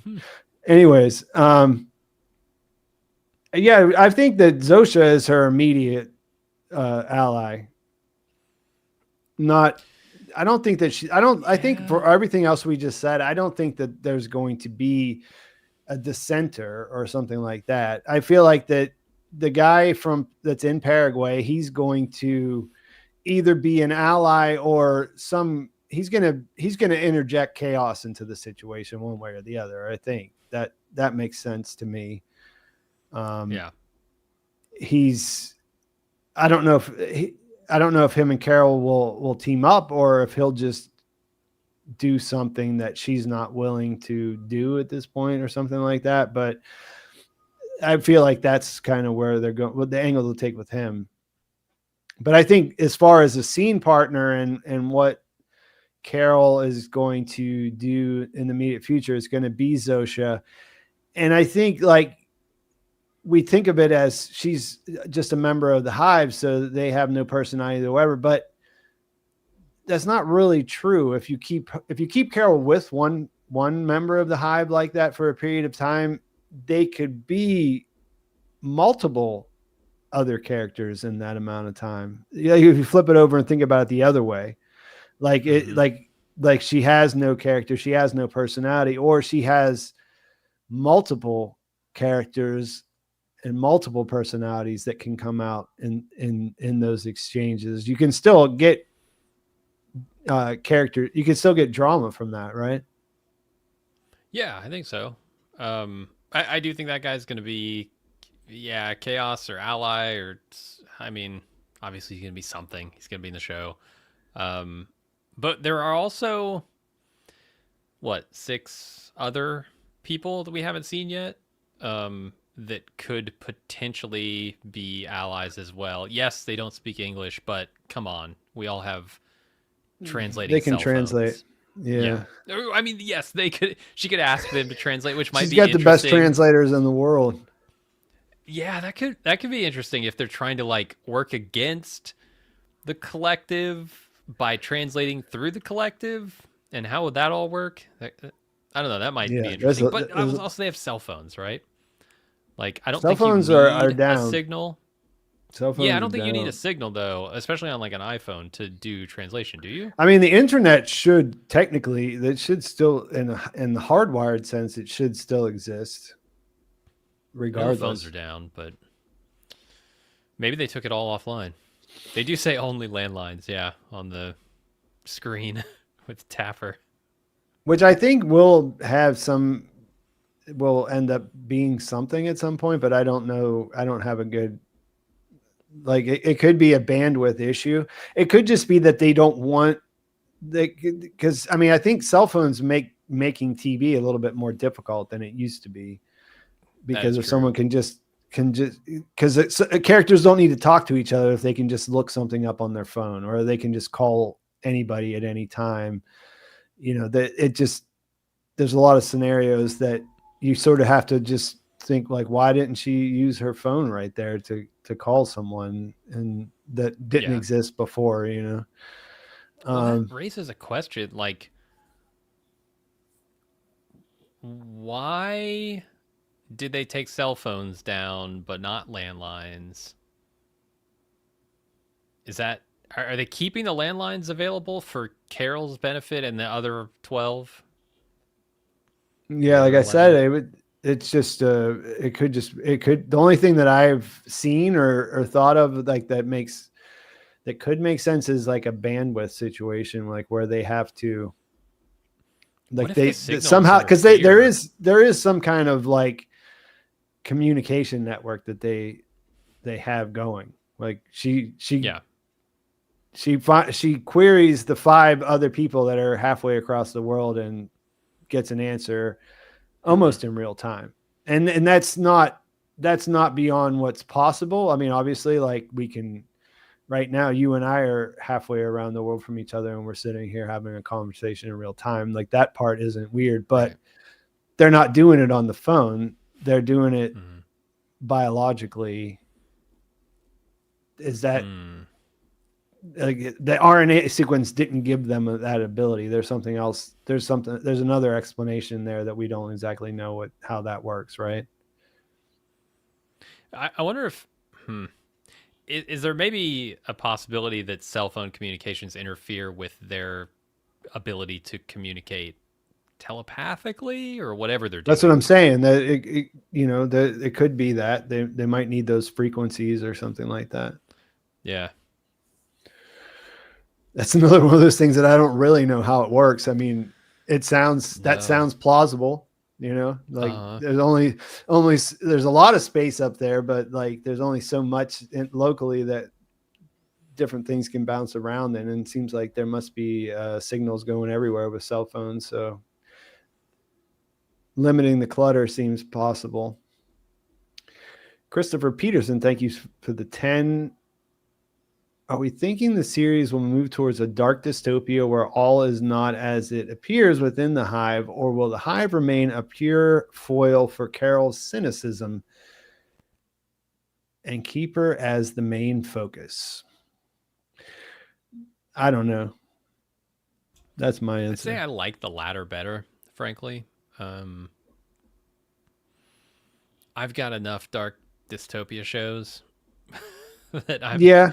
I'm kind of okay with this being something that says, "Hey, happiness is actually good, but you just need to find a balance." I don't know where they're going like message-wise with this, but I think the latter of those options there feels better to me.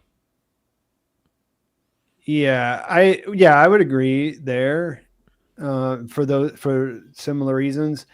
But I don't know that, like, as far as the dark, like, I feel like that it or like I feel like it can be both and sort of because it's kind of a dark dystopia that even if you are happy all the time, it's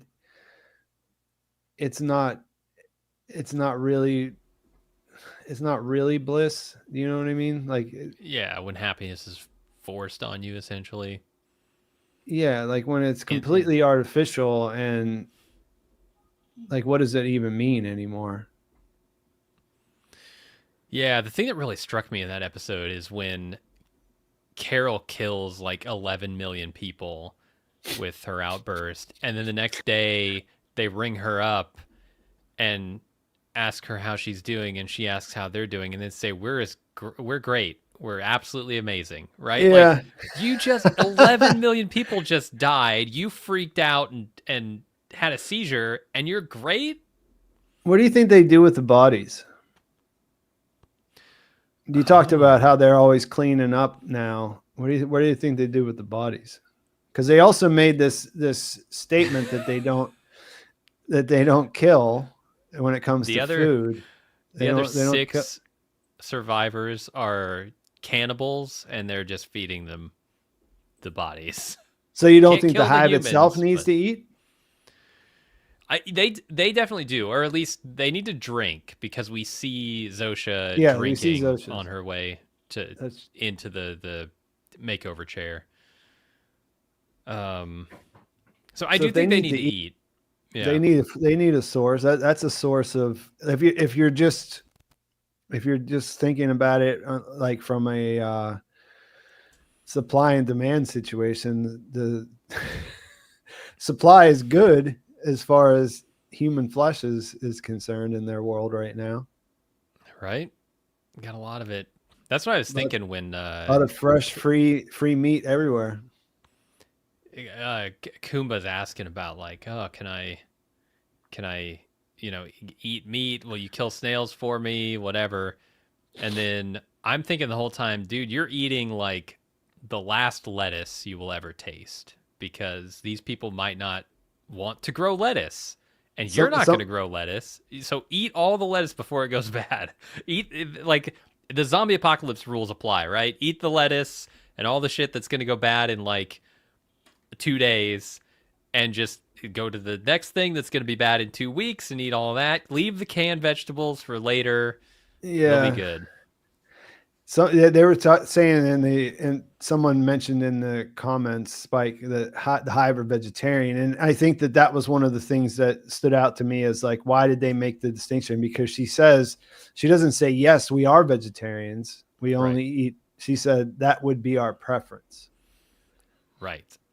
And at the time I was thinking, well, what does that mean? That they don't eat? Maybe, because if they did eat, that would be their preference, or whatever. And then I just thinking, well, we see them removing bodies all over the place, harvesting up these bodies, and it's not really 100%. I guess it looks nicer when there aren't dead people everywhere, but like, why do they care? Kind of, I guess it depends on what we find out to be their directive or whatever. But yeah, they say that that would be their preference to be vegetarian. They don't say that they don't eat meat, and they say they don't kill, but that doesn't mean that they wouldn't use something if it was available. Well, not that I think it makes the story any better in any way if they're eating humans. I'm not saying like, wouldn't that be a cool twist or whatever? I'm just saying that it's a thing that's possible. It would be another thing that us as human beings in our standard configuration kind of abhor. Yeah, it's taboo. That you could show like they would do, because they're not thinking the ways that humans do. So I could see that. Plus, they said we'll cook whatever is dead. We have no problem with that. The only lobster they could find was alive. And Diabate is like, exactly, that's the best kind, when you kill it right before you, or when you put it in the pot. That's when it tastes best. Yep. Certainly, surely you could kill a snail. And she was like, no, we're not going to do it. Recon, thank you for the 20. That's very generous. There's been a lot of commentary in the show fantasizing about fictional characters and stories. I wouldn't be surprised if plot ties in with her unreleased serious book she wrote, and that the show isn't taking place in reality. Man, I was with you all the way into like the last part of that. Yeah, same here. I'm like, yeah, you're right. It's going to tie back into a serious book, right? It has to. Yeah, I think so. I think, well, that I think there's a pretty clear reason why they bring that up. And that goes back to what you said earlier. She lives a secret life, that I feel like that book is probably, because it's called, it has something to do with metamorphosis. Bitter chrysalis. Chrysalis, right? Chrysalis is related to metamorphosis, right? Becoming something different. So yeah, that's what I figured. It was something like it was going to be about her secret life, as you brought up. Yeah. Yeah, I think it would be her coming out to the world, right? But just because I think that, in a lot of stories, that's just a choice of the main character's sexuality is just a choice. Like, do you want her to be straight? Do you want her to be gay? But here there's reasons that there's like story reasons why her being gay makes sense, and kind of makes the situation a little bit more complicated than what it would be if she was just, if she didn't have to keep, like, she could have a different secret or whatever. It's not the only way you can do it, but it's a pretty effective way, because it doesn't hit you right away until, the different things that they, again, like in about 7 minutes of screen time, show us. So it kind of just, it all falls together pretty nicely. If it's not taking place in reality, like I don't know. That's always something that's hard for me to speculate about, because I like to have a relationship with the television show I'm invested in where I can trust it. And I think it's honest. And that's where I think the line for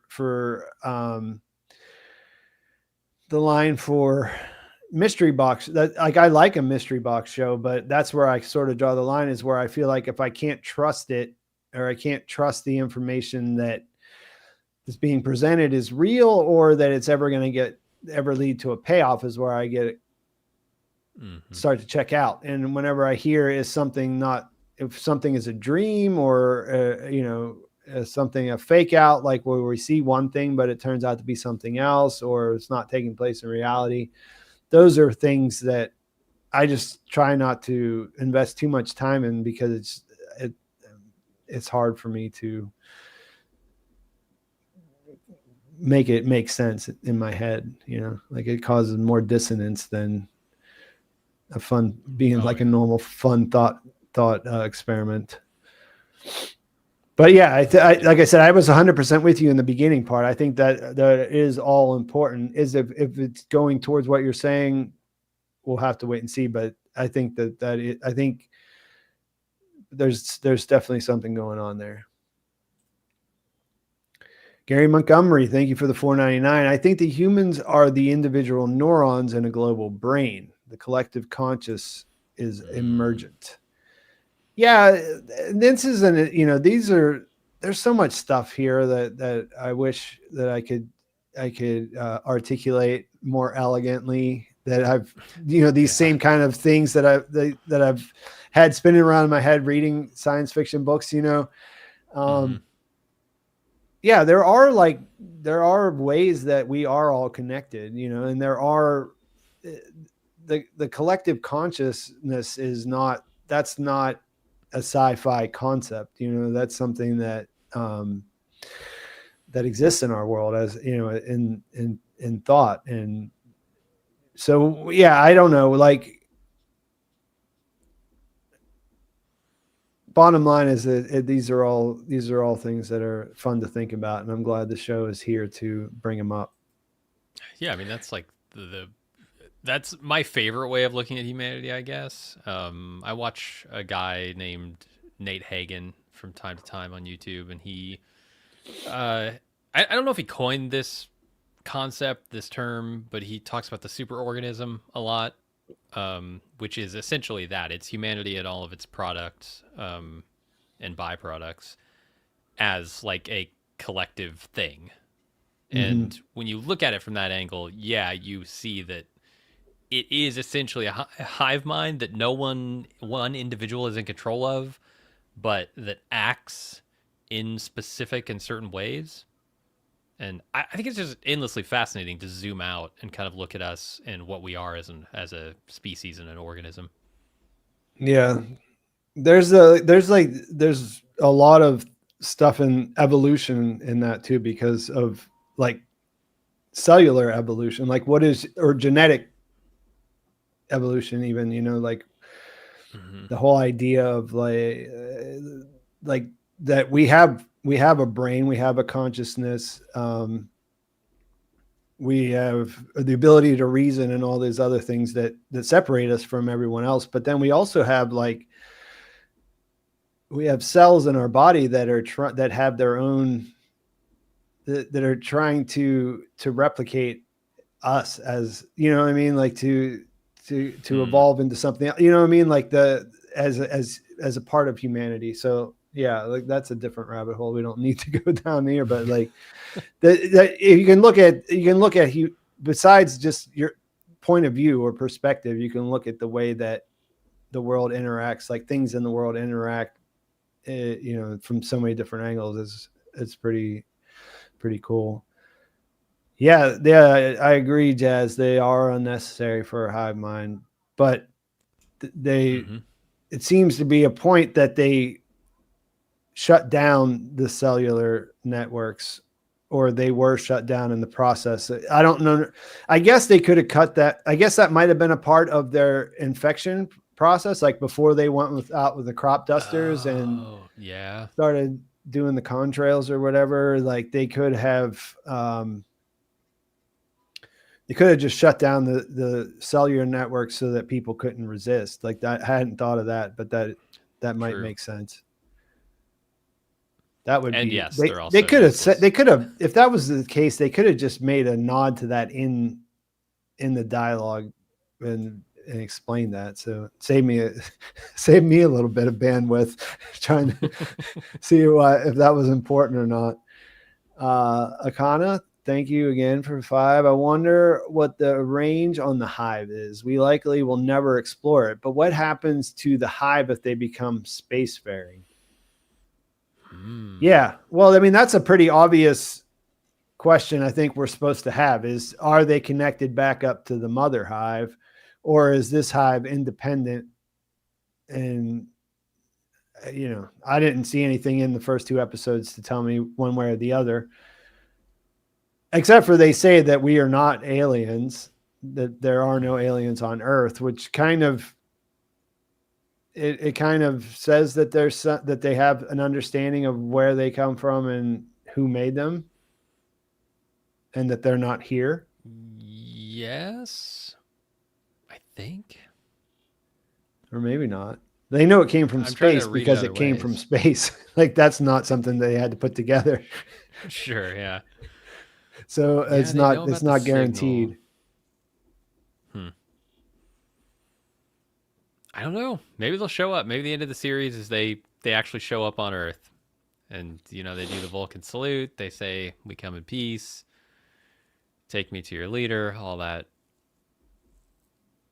We heard the dead people here was delicious. We've been hearing about it for so long. We've been hearing about how your dead bodies taste so good for so long. It's great to finally get to try one out for ourselves. God. Let's see. We're getting about to the 2-hour mark. I didn't ask you before we started how long you had, but I got a little longer if you want to keep going. Yeah. I'm just looking at the notes because see if there was anything that I wanted. Well, I do know that there is one thing that I wanted to talk with while I had you here. Mm-hmm.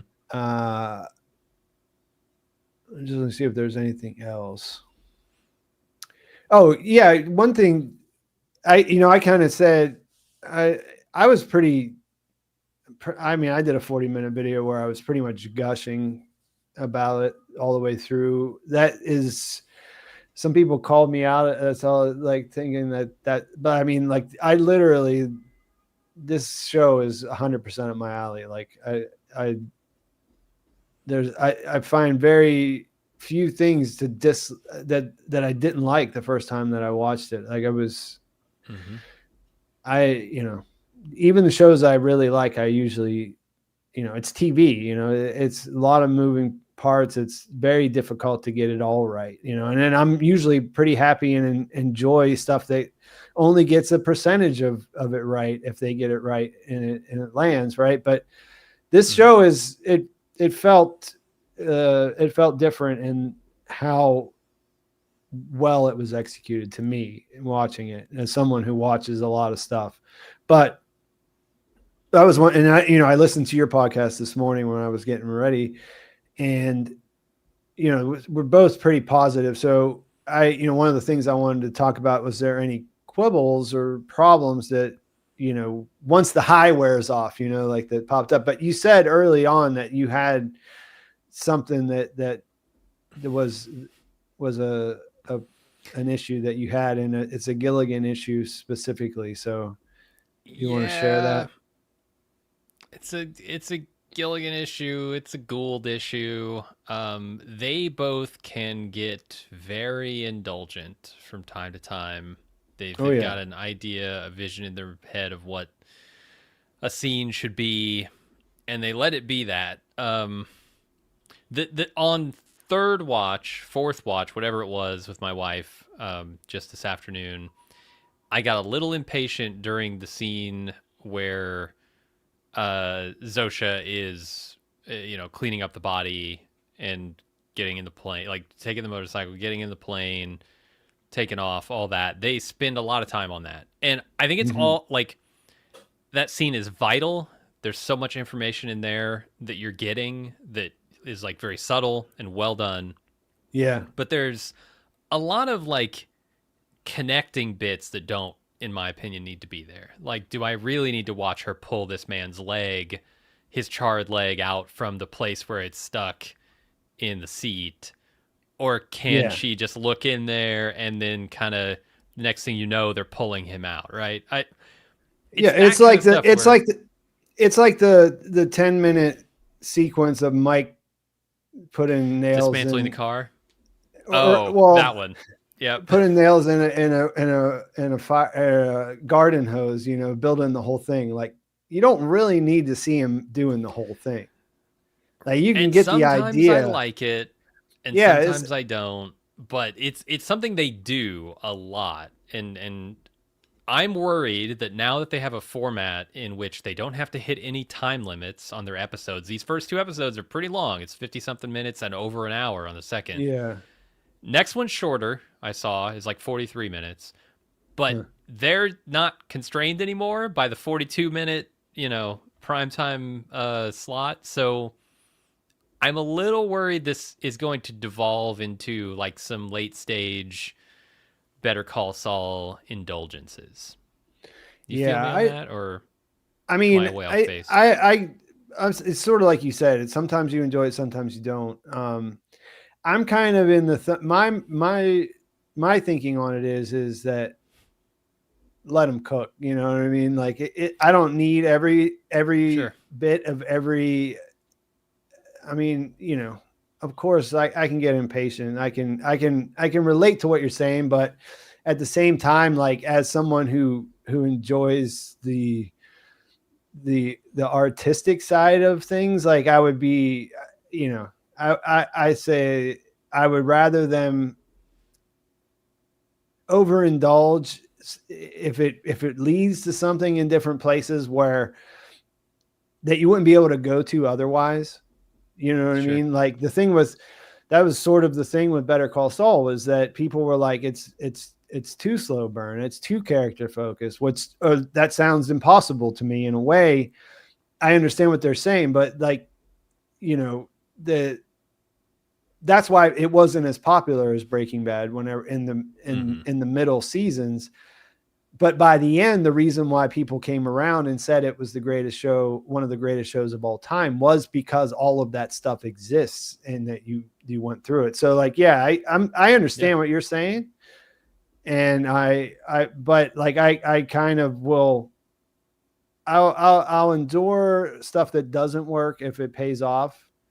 And with these guys, I feel like that I can expect them to, but yeah, like I said, like I like the character Mike, and I like the idea of like, how long can we make this scene? Like, how long can we get away with it being?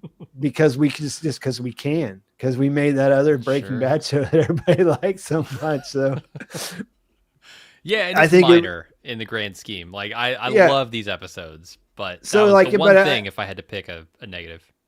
Yeah, so I think that's part of the fun for me, is like, man, this is like if they didn't have Breaking Bad already out there, like execs would be like sending them notes like, cut this down, like you need to because Breaking Bad isn't like that. Like even if it's cooking montages and stuff, it's not as stately paced as that's something that's something they evolved into with Saul for sure. Mm-hmm. And you can, if you watch one right after the other, it's not, I wouldn't even say that one's better or that one is superior, but there's a format and there's one that's more easily digestible. And that's certainly the pacing and the editing of Better or Breaking Bad. Like I said, I think it all pays off in the end, because you really have complicated feelings about every character that's in it. And they they tied it all together perfectly, but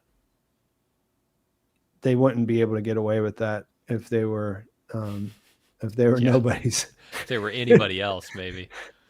How about you? Especially, Did you see anything that stuck out to you? not really. Like, I feel like there's going to be, I feel like they're going to do that though. I feel like they're going to shift into a more slow burn mode. And I think that that's going to lead to, like, I think people are going to be like, people who love the premiere are going to be like, oh, this is a totally different show now. You know, like what I saw quite a few people saying that about the difference between 1 and 2 already. And I think 3 and 4 are going to be a lot more like 2 than they were like 1. So that's not really a criticism on my part, but I just think that that's something that I was like, oh, people are going to get, they're going to want that crazy premiere every time. And I don't think we're going to see that again. Maybe once a season or twice. That was a complaint with Breaking Bad too. I mean, a lot of people thought there were parts of Breaking Bad that were really slow, and to me, that was always when they were doing some of their best character development. Yeah. People didn't like that because a lot of people were in it just for the plot, which was great. Yeah, no doubt. But I'm there for both.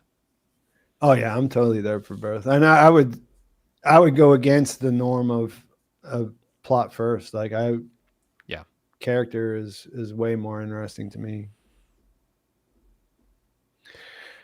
But yeah, I think so that was another thing that was the other thing I want to talk to you about while you were here, because it's one of the things that because I'll think about, like, because of our jobs of talking about a thing and then kind of needing the thing to be successful for our for people to come and watch our things talking about it. Mm-hmm. Do you think that, because obviously, I mean, it was pretty people enjoyed the premiere and it was an event.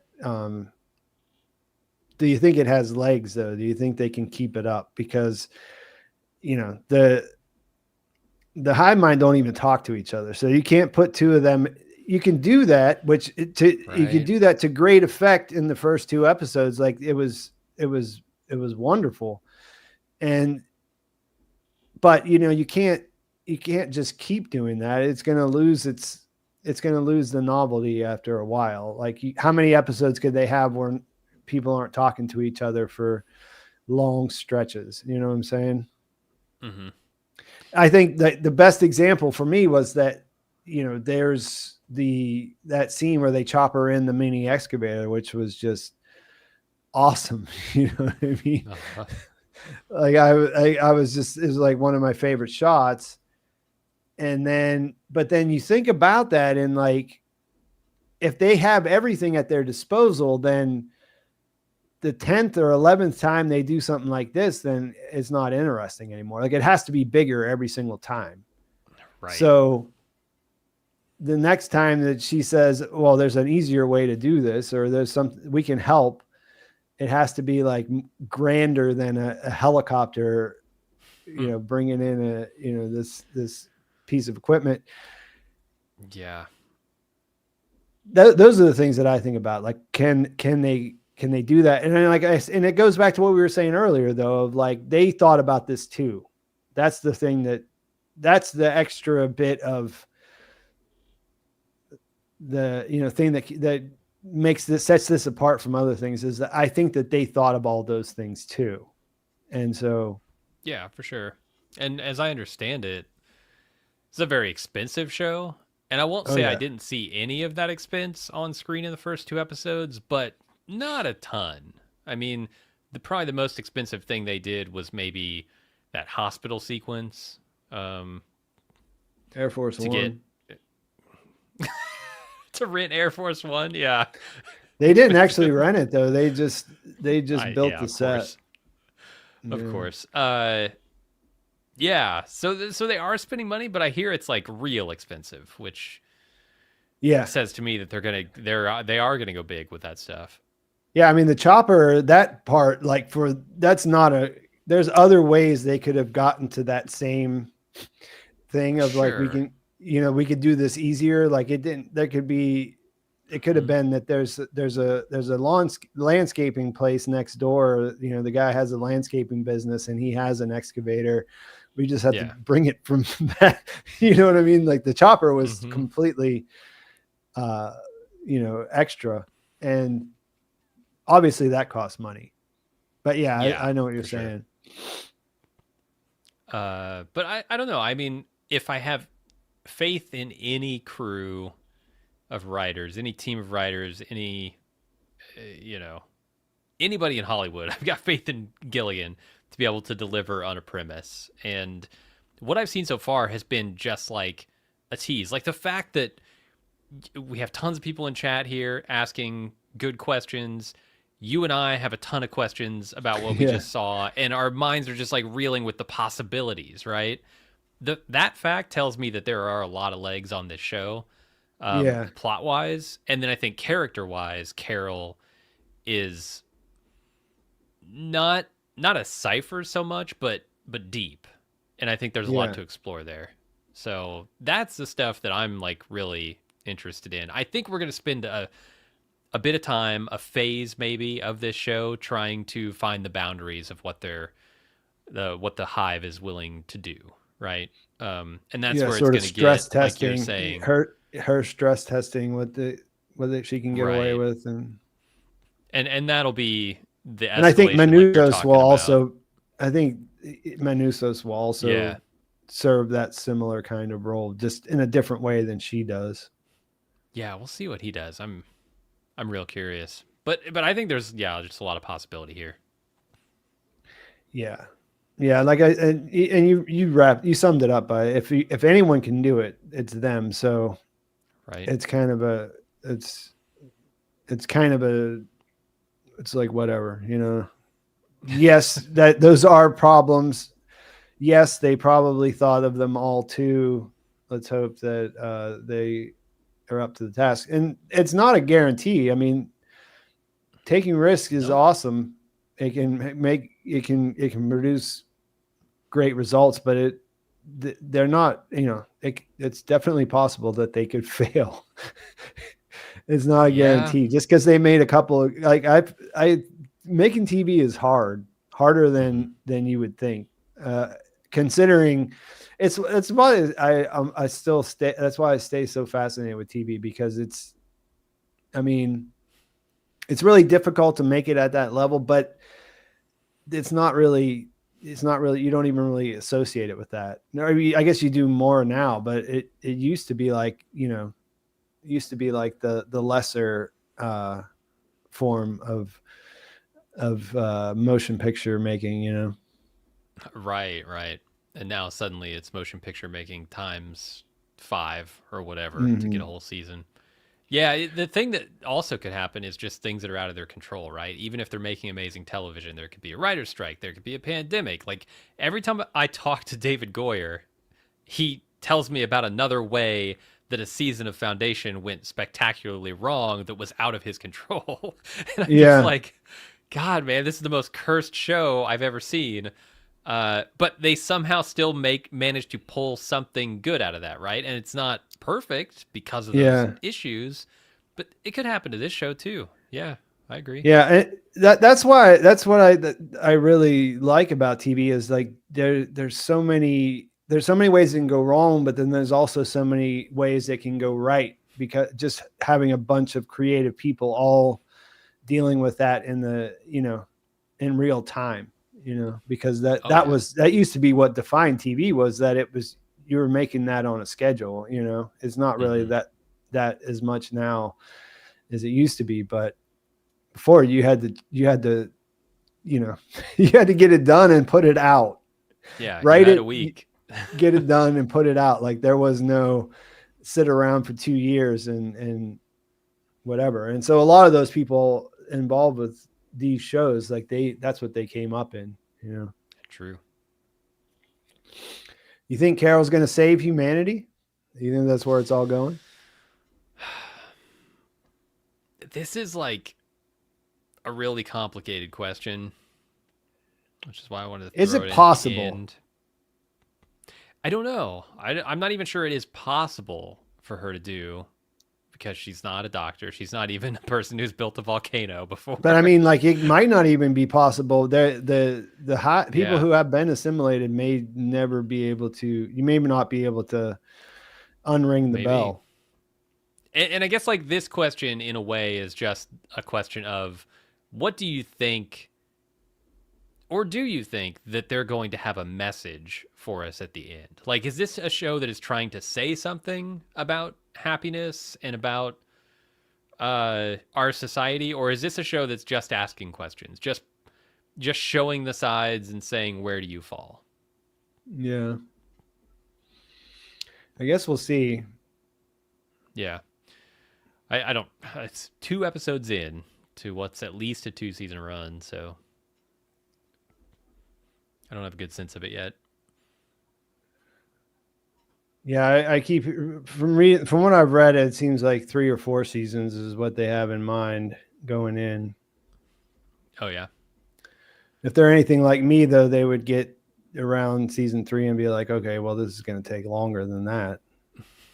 You know? I mean, they are the people that made Better Call Saul. So yeah, that one on 6. They did exactly that. Yeah. Yeah, you would think, oh, this is, 1 or 2 real quick, turn them into Saul and then connect it all together. Well, I think we're kind of getting to the point where I gotta wrap it up. Mel Hayes 3D says, why does humanity need saving? It's a good question. Yeah. I don't know. Maybe we don't.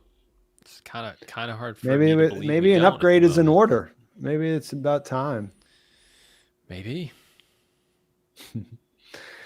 You wanna mention, since it's been 2.5 hours, you want to mention what you do and where you do it? Sure.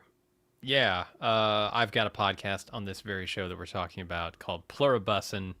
Find it on, Apple, Spotify, Pluribussin.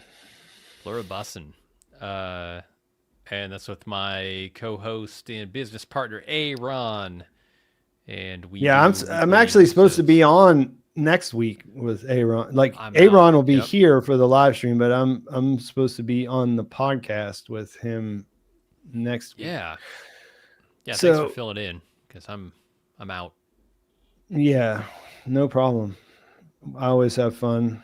Where did we did? Oh no, that was him too. It was Andor. I did Andor with him too. Because I was in Japan. Yeah. You and I did it a few times the other way around, but yeah.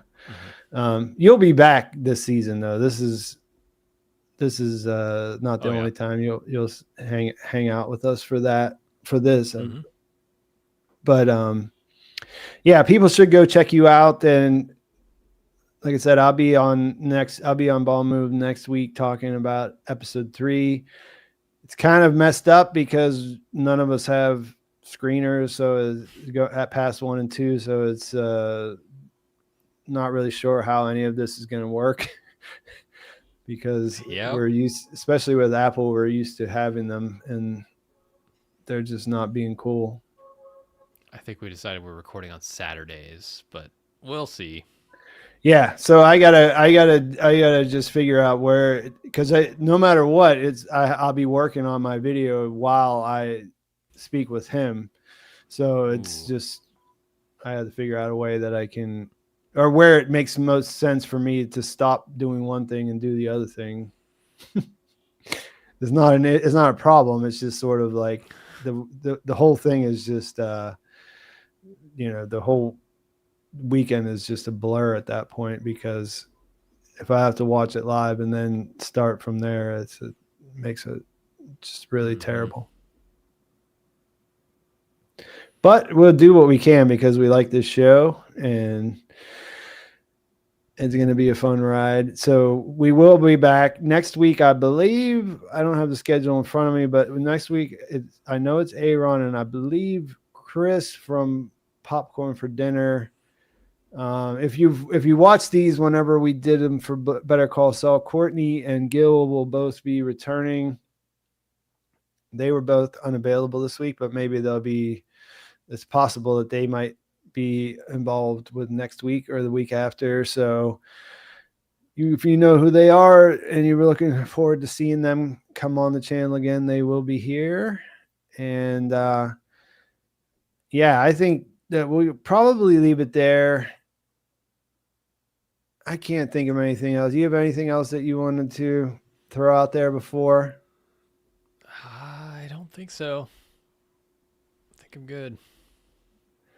All right. So see you next week. And Jim will be back later this season. And definitely check out Bald Move. I was a listener before we became friends, so can definitely vouch for it as being an enjoyable podcast to listen to.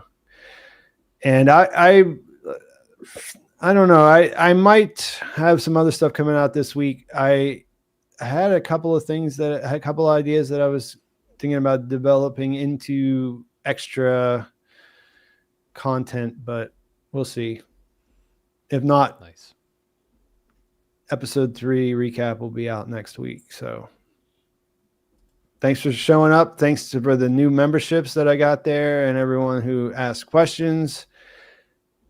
If you have people that you would like to see on the stream, drop a comment and I'll see what's up, because I don't always know who to ask to come on these things. So, all right. Thanks for coming out, guys. Thanks for watching. I'll talk to you soon.